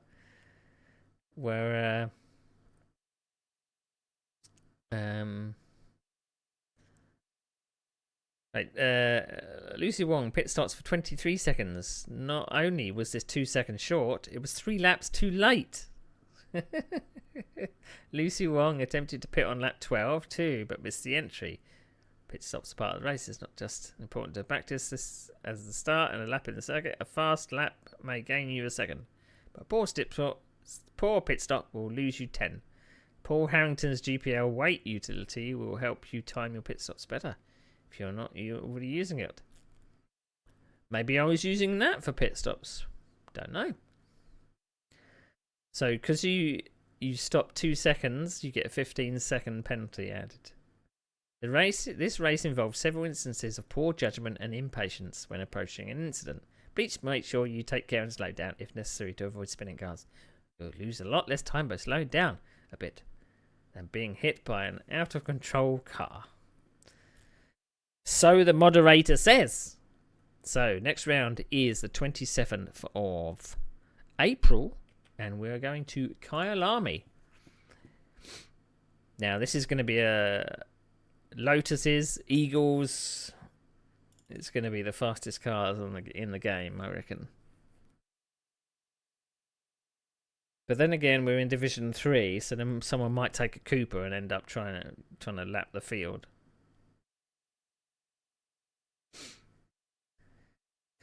Okie doke, right. Round 3. This is the last we're going to do tonight. But Kyalami has not been a very great stomping ground for me. I always seem to be around the 10th and then keep going up and then coming back down, then going up, then coming back down. So we started first round, we got 4th, then we got 2nd, and what are we going to get in Kyalami? Do we finish off with a bang, or do we finish off with a really bad race? We'll see.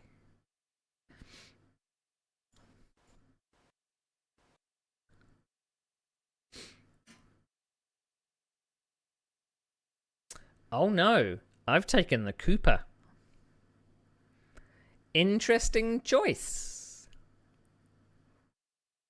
Interesting choice. Maybe I was sick of taking a 20-second pit stop, so I decided to take the Cooper instead.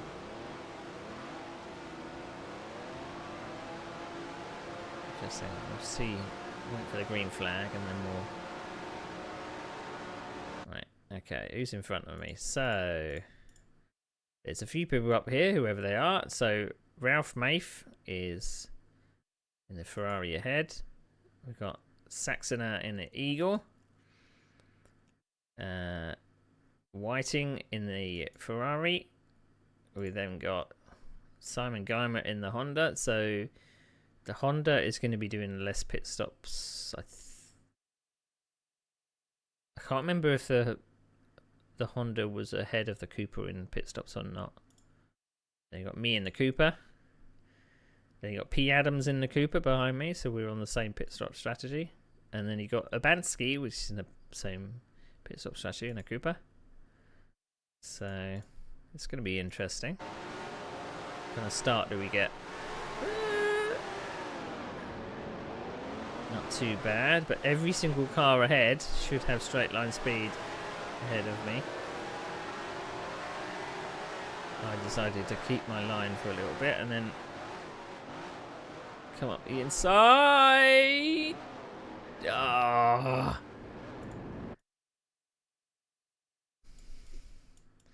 I mean, do you think I deserved some space there? The braking point. I mean, I can't back out now. But you just continue to move right. I'm not going to disappear. So there's not really much I can do about it, is there? So now, do I let him through? Do I kind of think that I should be letting him through or not? I don't know.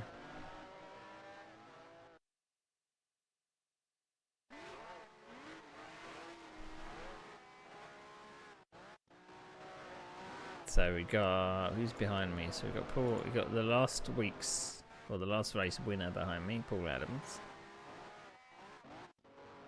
We're already locking tyres. Not a good sign.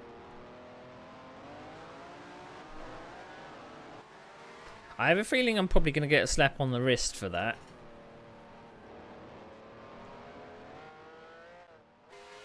Well, we started 9th-ish. I'm probably down a little bit further.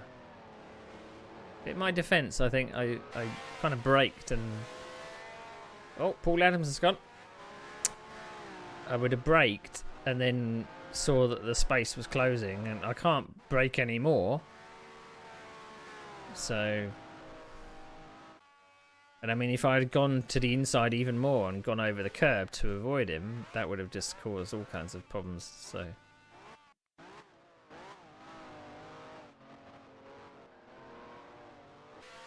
Now nowadays, if it was a case of you had to let someone by, you would know exactly who was behind you, like on the relative. But on this, you wouldn't. You would need to wait a lap for your pit board. Oh, I'm in 6th. How am I in 6th? So we're chasing an eagle, which is to spun. We got away with that one.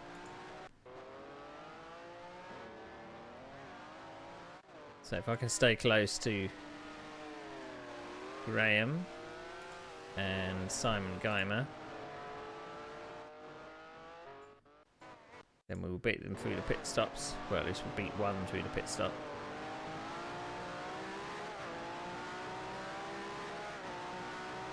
So we're going to do 24 laps.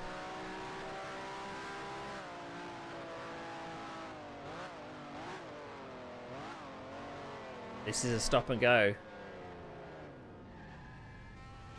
Yep.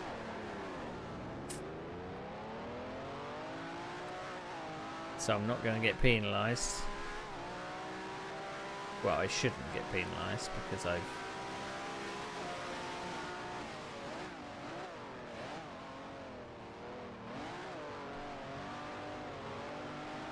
Took me a lap or two to figure out whether I was at fault, I'm guessing.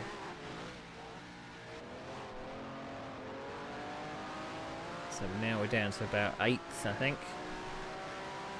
So Kyle Army has just never been that great for me. At all. We've got to pass this BRM because the BRM's going to stop for like 2 seconds. Something stupid.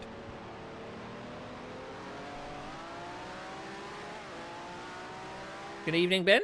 We're just doing the 3rd round of Season 7. We did our first round at Watkins Glen, where I got a 4th place. And round 2 at Mexico, I got a second. And Kyle Army didn't start great. As I say, I've never had really a good... Never really had a good good time at Kyle Army. Every time it's come up on the calendar, I always seem to screw up. I don't know what it is about it. But I took the Ferrari in the first 2 rounds, and I decided to take the Cooper at one of the fastest circuits on the calendar.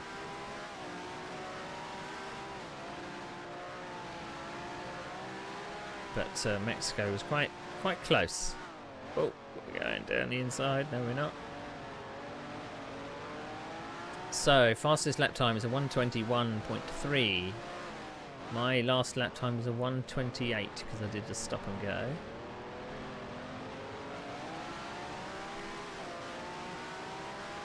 So I don't know what lap times I'm supposed to be doing. We're harrying this person, trying to be in his mirrors. Got a few familiar faces in season 7, up to Division 3.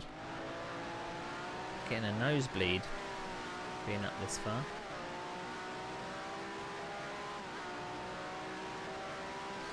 I was surprised I got promoted though, being I was 5th in the championship, but maybe they had like they had to restructure some of the divisions, so maybe I met the cut-off for Division 3. I don't know. But I definitely didn't do well in season 6. I think the lowest I finished so far in seasons has been... It was either the first season where I think I finished... No, I think I finished 5th in my first season, which was surprising considering how bad it was. I think the lowest I finished in a season is 7th. And obviously season 5 I finished 2nd in the championship, which is why I went up to Division 4.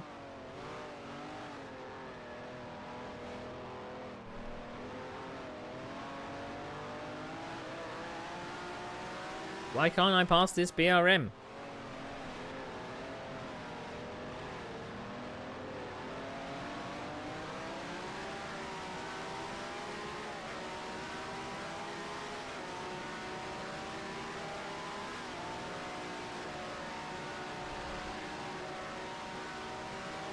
I mean, it's just an accident waiting to happen if you were this close behind someone. Oh, jeez! Come on now! That is a little bit out of order. Do you reckon that was reaction more than we just moved at the same time?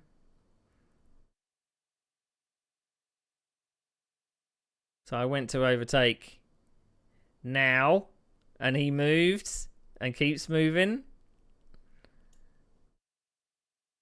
Bit naughty, do you think?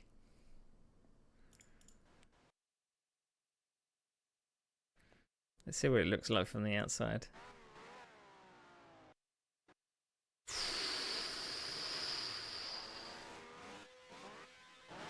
That was a bit much, wasn't it? Very dangerous. I mean, whether we just had the same idea at the same exact time. Well, that was a hell of a block. So we are 9th. We've got an eagle behind us that we were going to pass through the pit stops anyway. He is catching.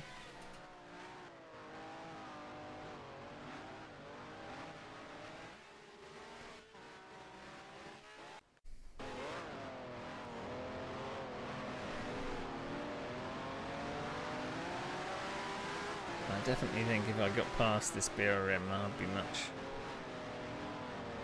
quicker. It's holding me up now.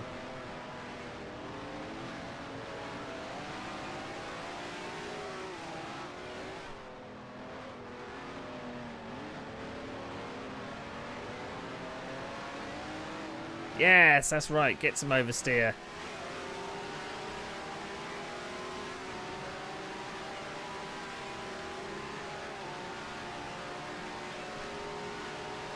Yeah, have some defense. Oh,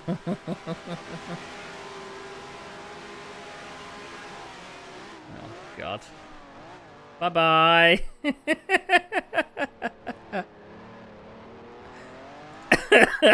Did I push them into that mistake?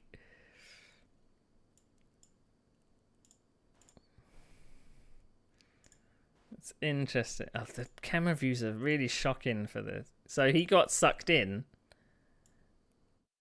to the other guy, and then I think, oh, he moved out and he just...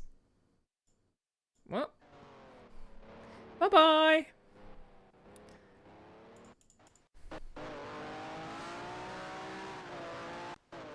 So that's 7th place. So we've now got Keith Laurie in another Cooper. I mean, I can't remember where I started. I was quite far down the field, so anything more than 8th is a bonus, I think.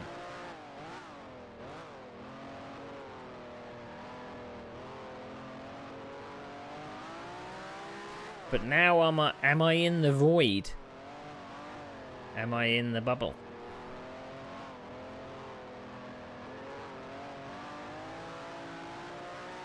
Can't see anyone behind me. Oh, someone had an off. Does that mean another freebie? It may mean another freebie. I remember trying... there was some mods for Kyle Army. I think it was Kyle Army anyway. That I just did a quick conversion to Automobilista. And in VR there was something saved by the curb there. Saved by the curb. Mind punt. You're exactly right. I used all my powers for mind punting. There was something strange with the horizon. And obviously in VR, because you're surrounded by everything, you can definitely tell when something's off. So when something doesn't move like it would in real life, or something's out of place.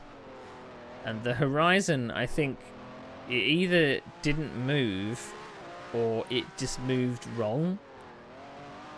And it made you feel like you weren't kind of on the track, that I don't know, it's very hard to explain, but the horizon wasn't moving like a horizon would. So it made the kind of the sense of space, or the sense of moving up and down, feel a bit kind of, yeah, I couldn't run that track too much to test it because it made me feel a bit queasy. But I'm not sure what it was, because I mean these tracks are like the horizon is built in like a circle around the track, which gives a good kind of impression of being in a bowl, I suppose. A good fake horizon. I still want to know how people like made the horizon graphics and then kind of stitched them together.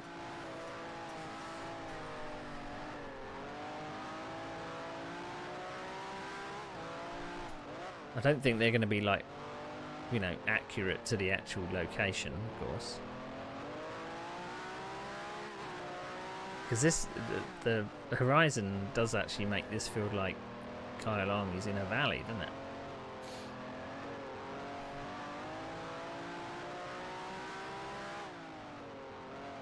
Now, I was mostly on my own last race. And this looks like it's going to be... Oh, I can see a car right up in the distance.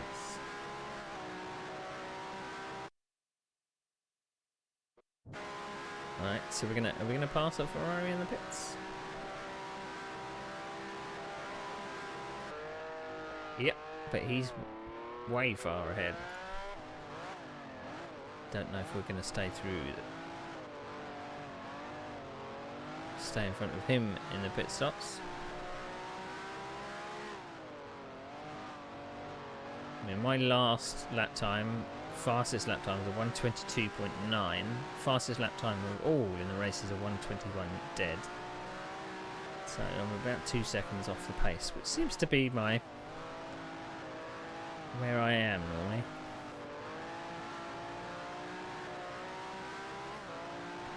We were only doing 6 rounds for this series as well, because I ended up missing 2 rounds. So I do rounds 1, 2, and 3, and then I do 4, 5, and 8. So I don't do 6 and 7. I don't know why.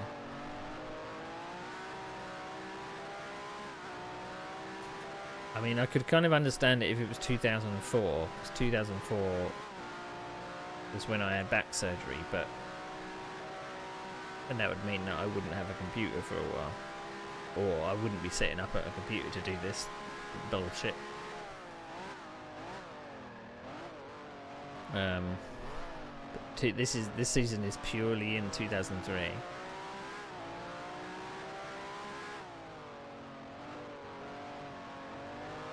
Maybe it was me moving and and I didn't have internet. I don't know. I think internet providers were a bit better than they are nowadays. You get switched on pretty much straight away. I think it was absolute torture moving in here and then not having internet for 1 to 2 weeks.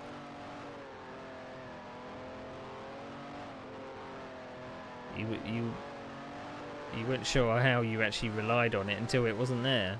You had to borrow internet from downstairs. A bit of snap of oversteer there. See, if I was doing this all from no force feedback, then that was literally just from, I don't know, intuition. I knew that was oversteered just from.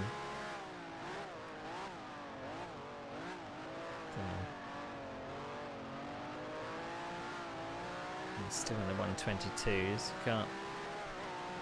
It actually looks like that flag man was holding up a red flag, but it was no. Poopy. There goes that Ferrari. Here comes another Ferrari.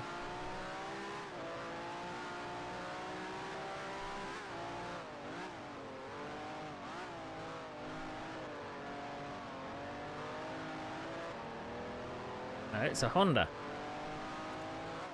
Mr. Portman. I'm up to 4th. I just noticed. Well, 5th. But it must mean that people have made their pit stop, so I'm probably coming in the pits this lap. I've got to think that it was... The pit window was probably around 5 laps around mid-distance. Because it's 12 of 24 now.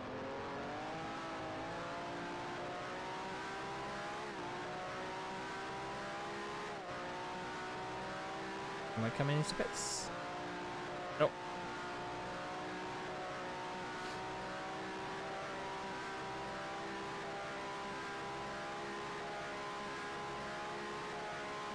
So I just chucked 8 seconds down the road there because of the spin.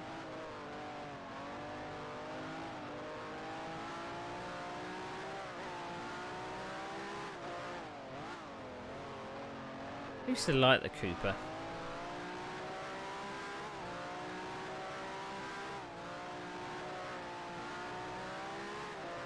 Be very slow at times, but I still liked it.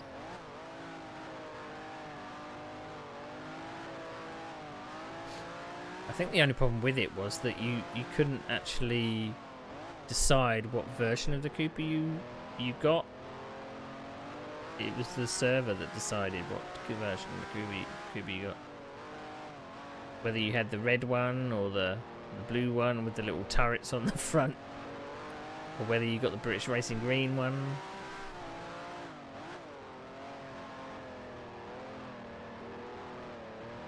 Am I catching up to this Ferrari?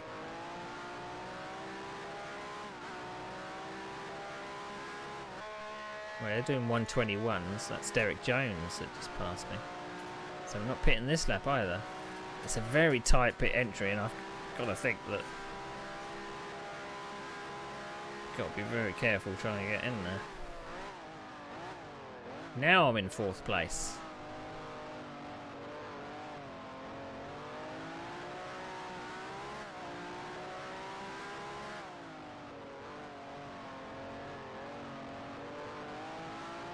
I mean, I don't deserve to be up this far.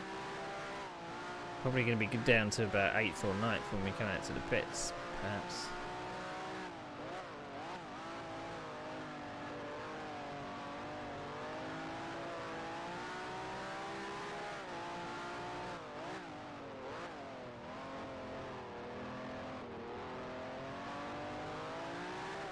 But I don't think I've actually featured in any of the incident reports so far, which is unheard of for me.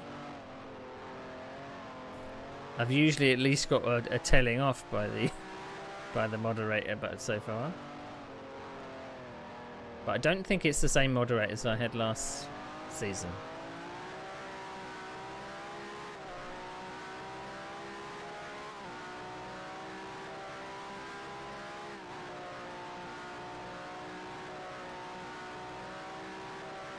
Although I think maybe it's Paul Harrington. I think.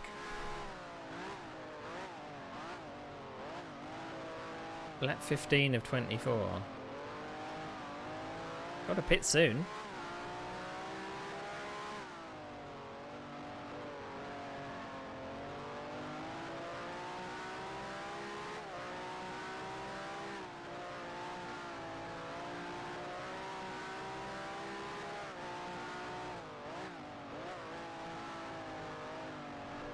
I mean, I can't think what kind of lap times I would have been doing if I took the Ferrari.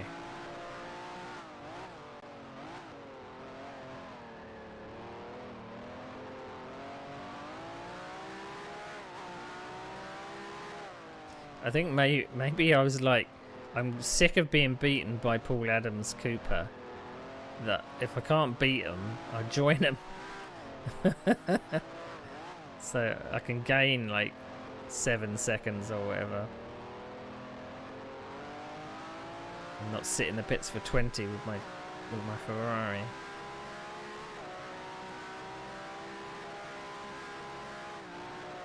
Still not pitting. I think I've probably got until lap 18, I think, until I have to pit. Better not get it wrong.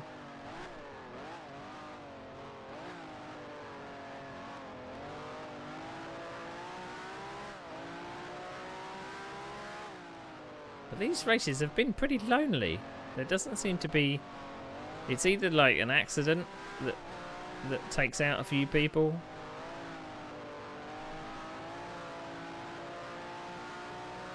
or you're just in this kind of bubble of pace where you're just nowhere near anybody's race pace.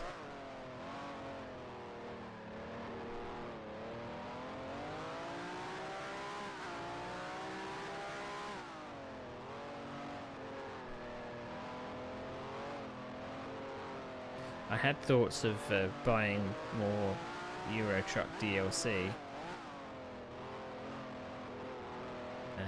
but I saw the price of it in the sale, and it's not. Doesn't have a big enough cut for me.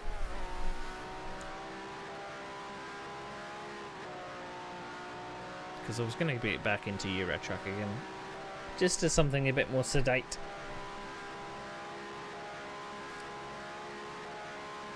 Oh, I can see a few cars coming around the exit of turn 1 now. I've still not pitted.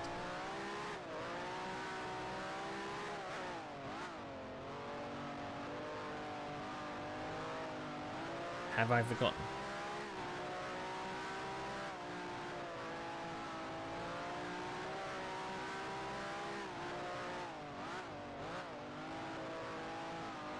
I mean, this race definitely feels a lot faster than what Mexico was. That was 20 laps, and we were doing lap times of 1:49. It seems so quick in comparison. Got to pit this lap, surely.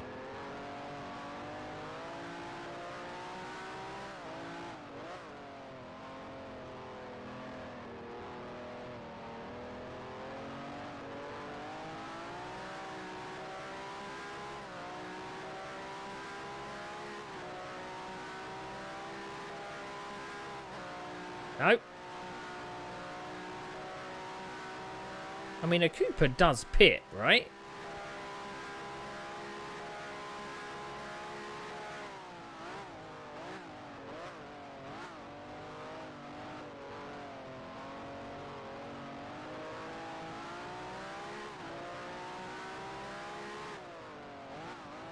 I thought it was only the BRM that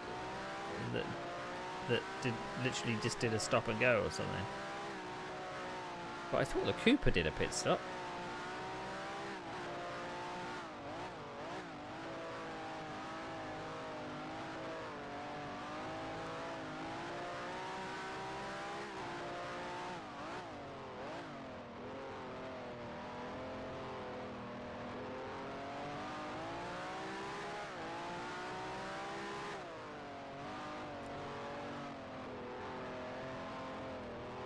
I'm obviously leaving it as late as I can for the field to spread out a bit, I'm guessing. If I'm going to be pitting at all, I'm really confused.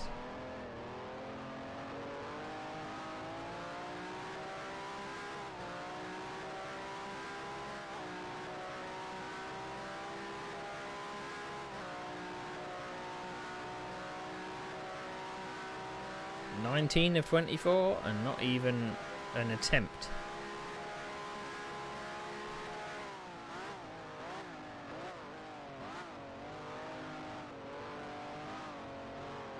And I noticed that the pit stop, if you get the pit stop wrong, so that's exactly the mistake I've done previously.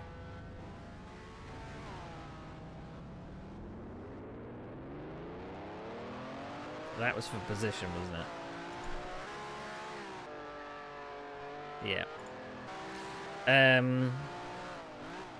If you missed your pit stop by 2 seconds, they add 15. At least they do this season anyway. So that was my penalty for Spa.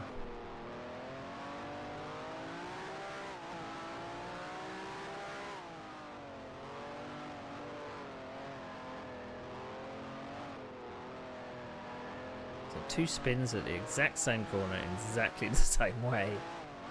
How depressing.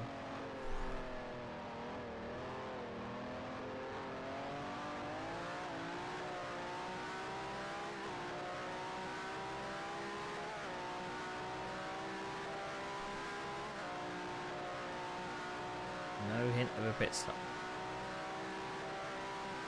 Lap 20 of 24.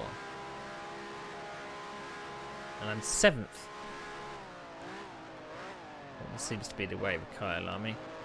Get up to the lofty heights of 4th or something, and then you knock yourself all the way back. Oh, it's a Ferrari following me. Oh, it's Ralph Mafe.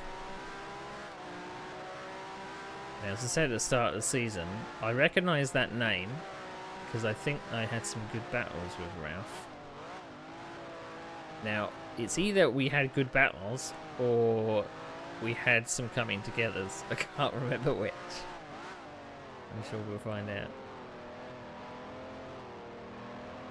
But I was convinced that his name was Rafe Mafe for some reason.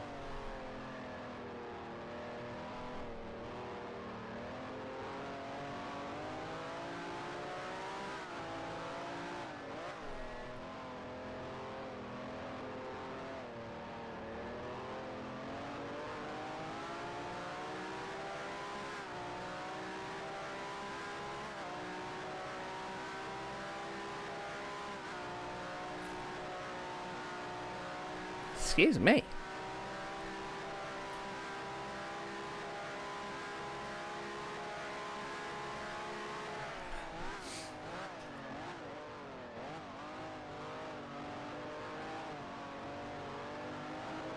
I feel I'm being stalked by a Ferrari.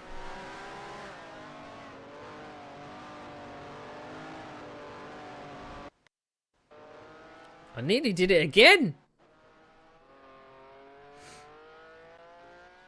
I had to give best to him there. I touched the dirt and nearly round I went.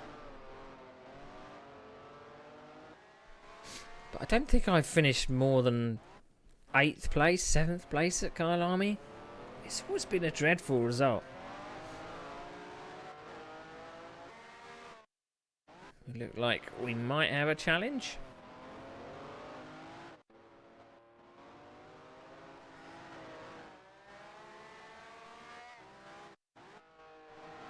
Or he's just going to blast away from us, I don't know.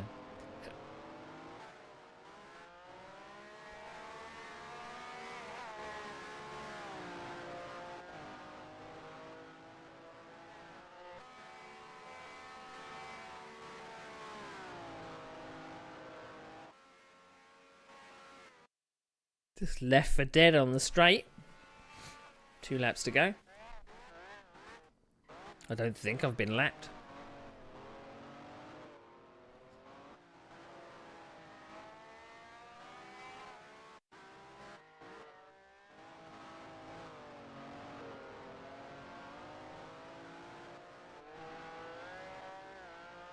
Hang on a minute. Oh, he's still there. I thought he'd gone off.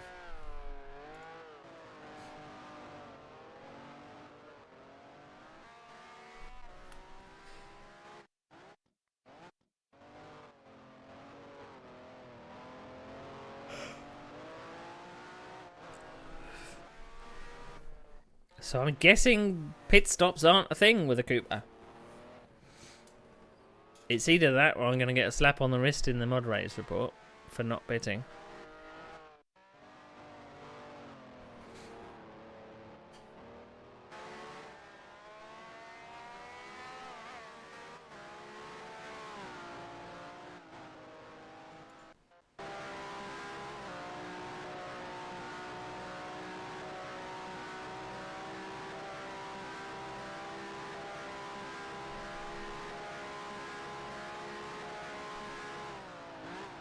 Got people in this race doing lap times of 1:20.7.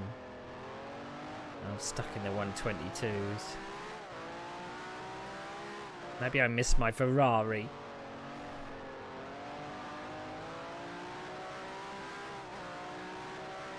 It was a strange strategic decision though. Take a slower car.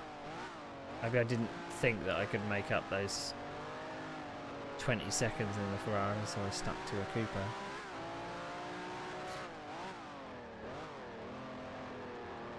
So I can't think what my personal best in a Ferrari would have been anyway.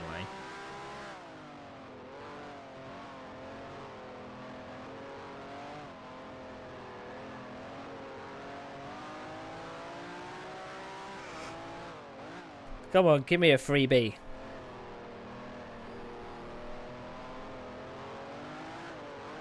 You know you wanna.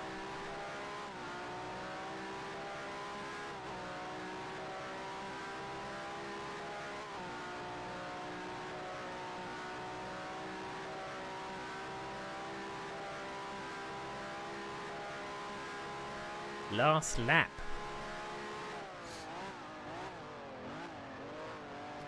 I pretty much nearly did my personal best on that lap.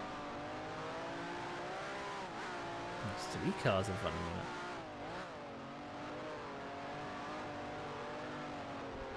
If only I hadn't had those stupid spins. I could have been in 4th.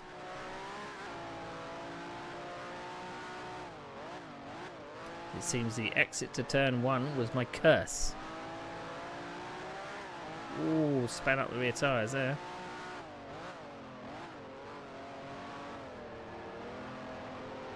A bit excited in the last lap of the race.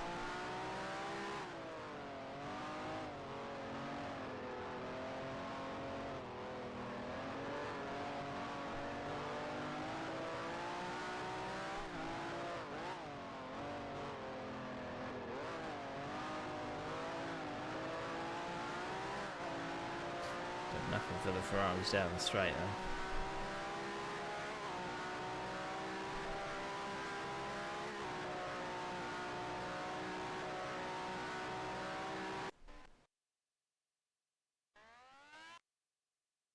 That was a Cooper in front, I think. That was a red Cooper.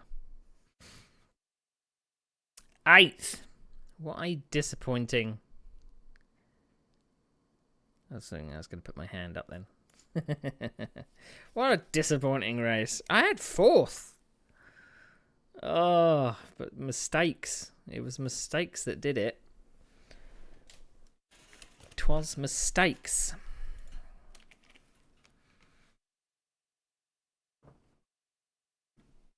Alright, let's see if I get a slap on the wrist for the last race we're doing tonight. Yeah, right. Kyle Army, 27th of April 2003. So Simon Guymer comes away with the win. In a Honda. Started 8th. He was just in front of me, wasn't he, I think? And ended up first. And you got Graham in second. You got Jonathan Ball in the third. Derek Jones got a 2-place penalty. He's not doing well with penalties.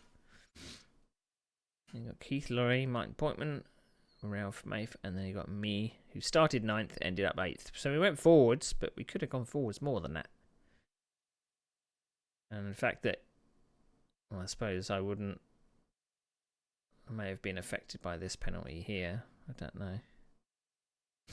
Let's see if I get a slap on the wrist. Once again, a lot of incidents in the first couple of laps, costing a great deal of time to those involved. The moderator is not impressed, is he? But those incidents involved far fewer drivers. Definitely a big improvement on Mexico. A race is not won on the first lap, as Simon Guymer's excellent result clearly shows. Congratulations to Simon Guymer for a well-deserved win. That sounds like favouritism to me. You got someone called Mr. Spliff.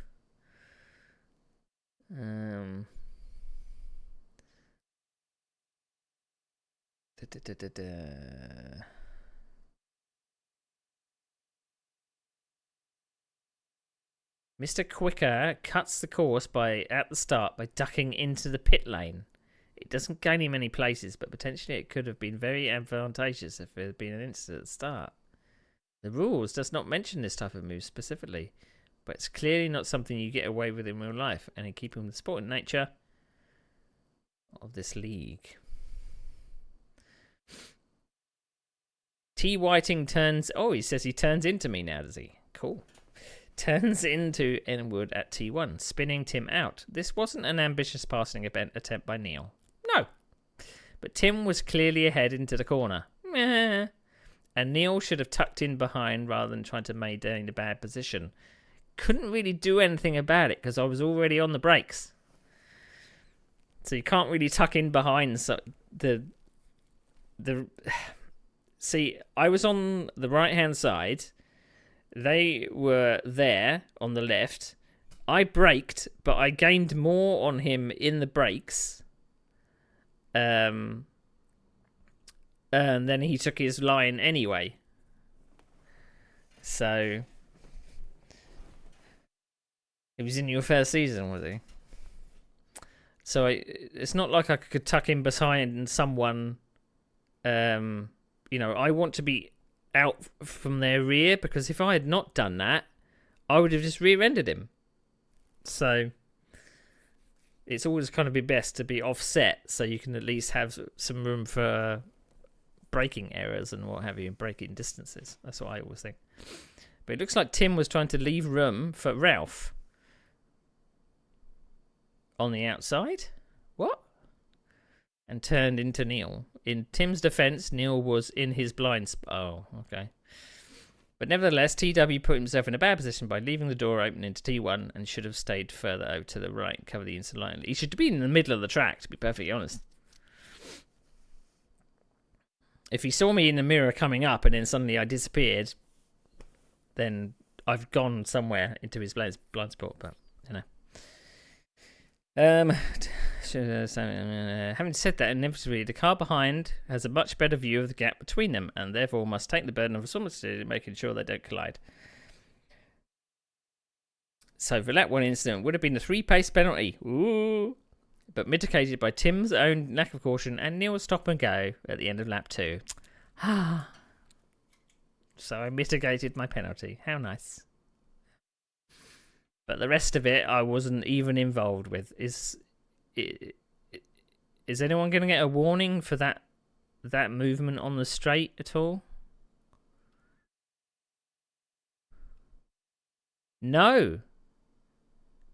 No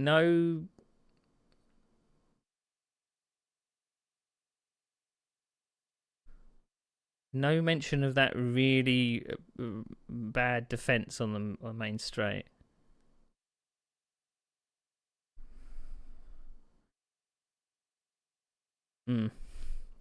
Well, I was expecting at least some mention of it. Maybe it didn't get reported. I don't know. So, next round is Monaco. Did I take part in Monaco? I don't know. Did I?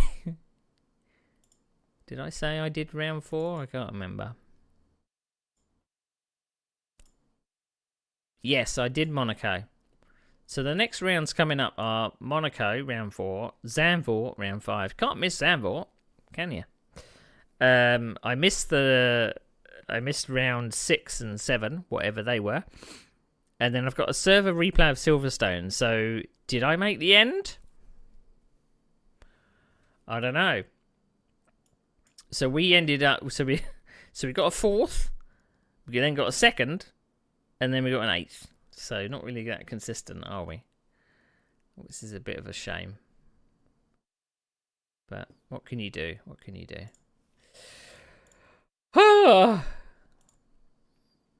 So, it's Wednesday, isn't it? Streaming in midweek is not good for me because I'll get all mixed up with my days.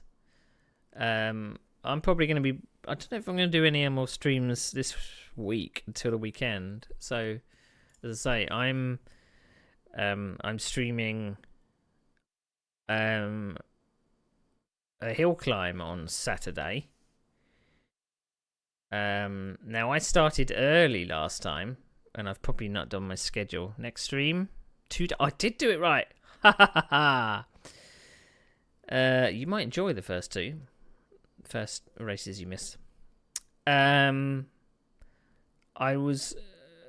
joined the server too early for the World Sports Car Series. No, what we're talking about. I joined the server too early for the Super Formula Renault.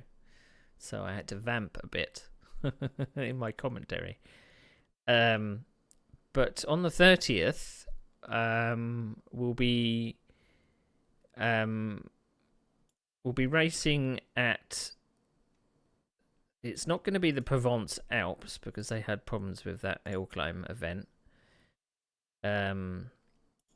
It's going to be... Let's check. What's it called? Mont d'Or hill climb. Somewhere in France, I think. Somewhere in France. So it's going to be quite strange. I said before, because it's a hill climb, you get one run. I think the lap is about 3 minutes, 2.5, something like that.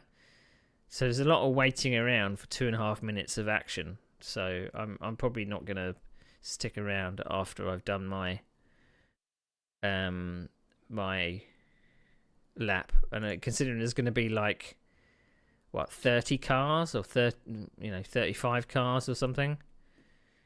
There's just a lot of waiting around. So I don't think I'll stream all of it. Just seeing if it was actually a real thing. Mont d'Or, it is. Course Dakota de Mont d'Or. I don't know where it is in France. Yeah. Okay. Okay. So that's Saturday. May do more stuff. I need to watch F1 Academy in the evening. Because where are they in the evening? They'll be at Qatar. That'd be cool. And then on the 1st of November, we'll be doing a stream in the morning, afternoon-ish, whenever I get up. The first day of Fixmas, so we'll be doing a Satisfactory stream. So that's satisfactory and not the quality of my stream. And then in the evening, we'll be doing the last round of the WEC Championship at Bahrain. I can't wait to get it over with, because I do not like Bahrain. I can't remember if this is in the evening. I don't know if we're doing it in the light or the dark. I haven't checked. But yeah, I'm just want to get the season over and done with, because it's been a bit of a mess. I'll look at that later. I don't know why I'm looking at it now. So yeah, that's upcoming streams. Can't really think of anything more than that. And the next day again, weekend, it is the fifth round of the Super Formula Renault Championship, which is at Twin Ring Motegi. Get your sunglasses out, because it's a very graphically bad track, so it might be a bit bright on the eyes. So bear that in mind. But I should be able to cut up this VOD a bit later tonight, or maybe tomorrow. Might do it tonight, actually. And I'll see you at the end of the week for some sim racing. So thanks for watching, and I'll see you later.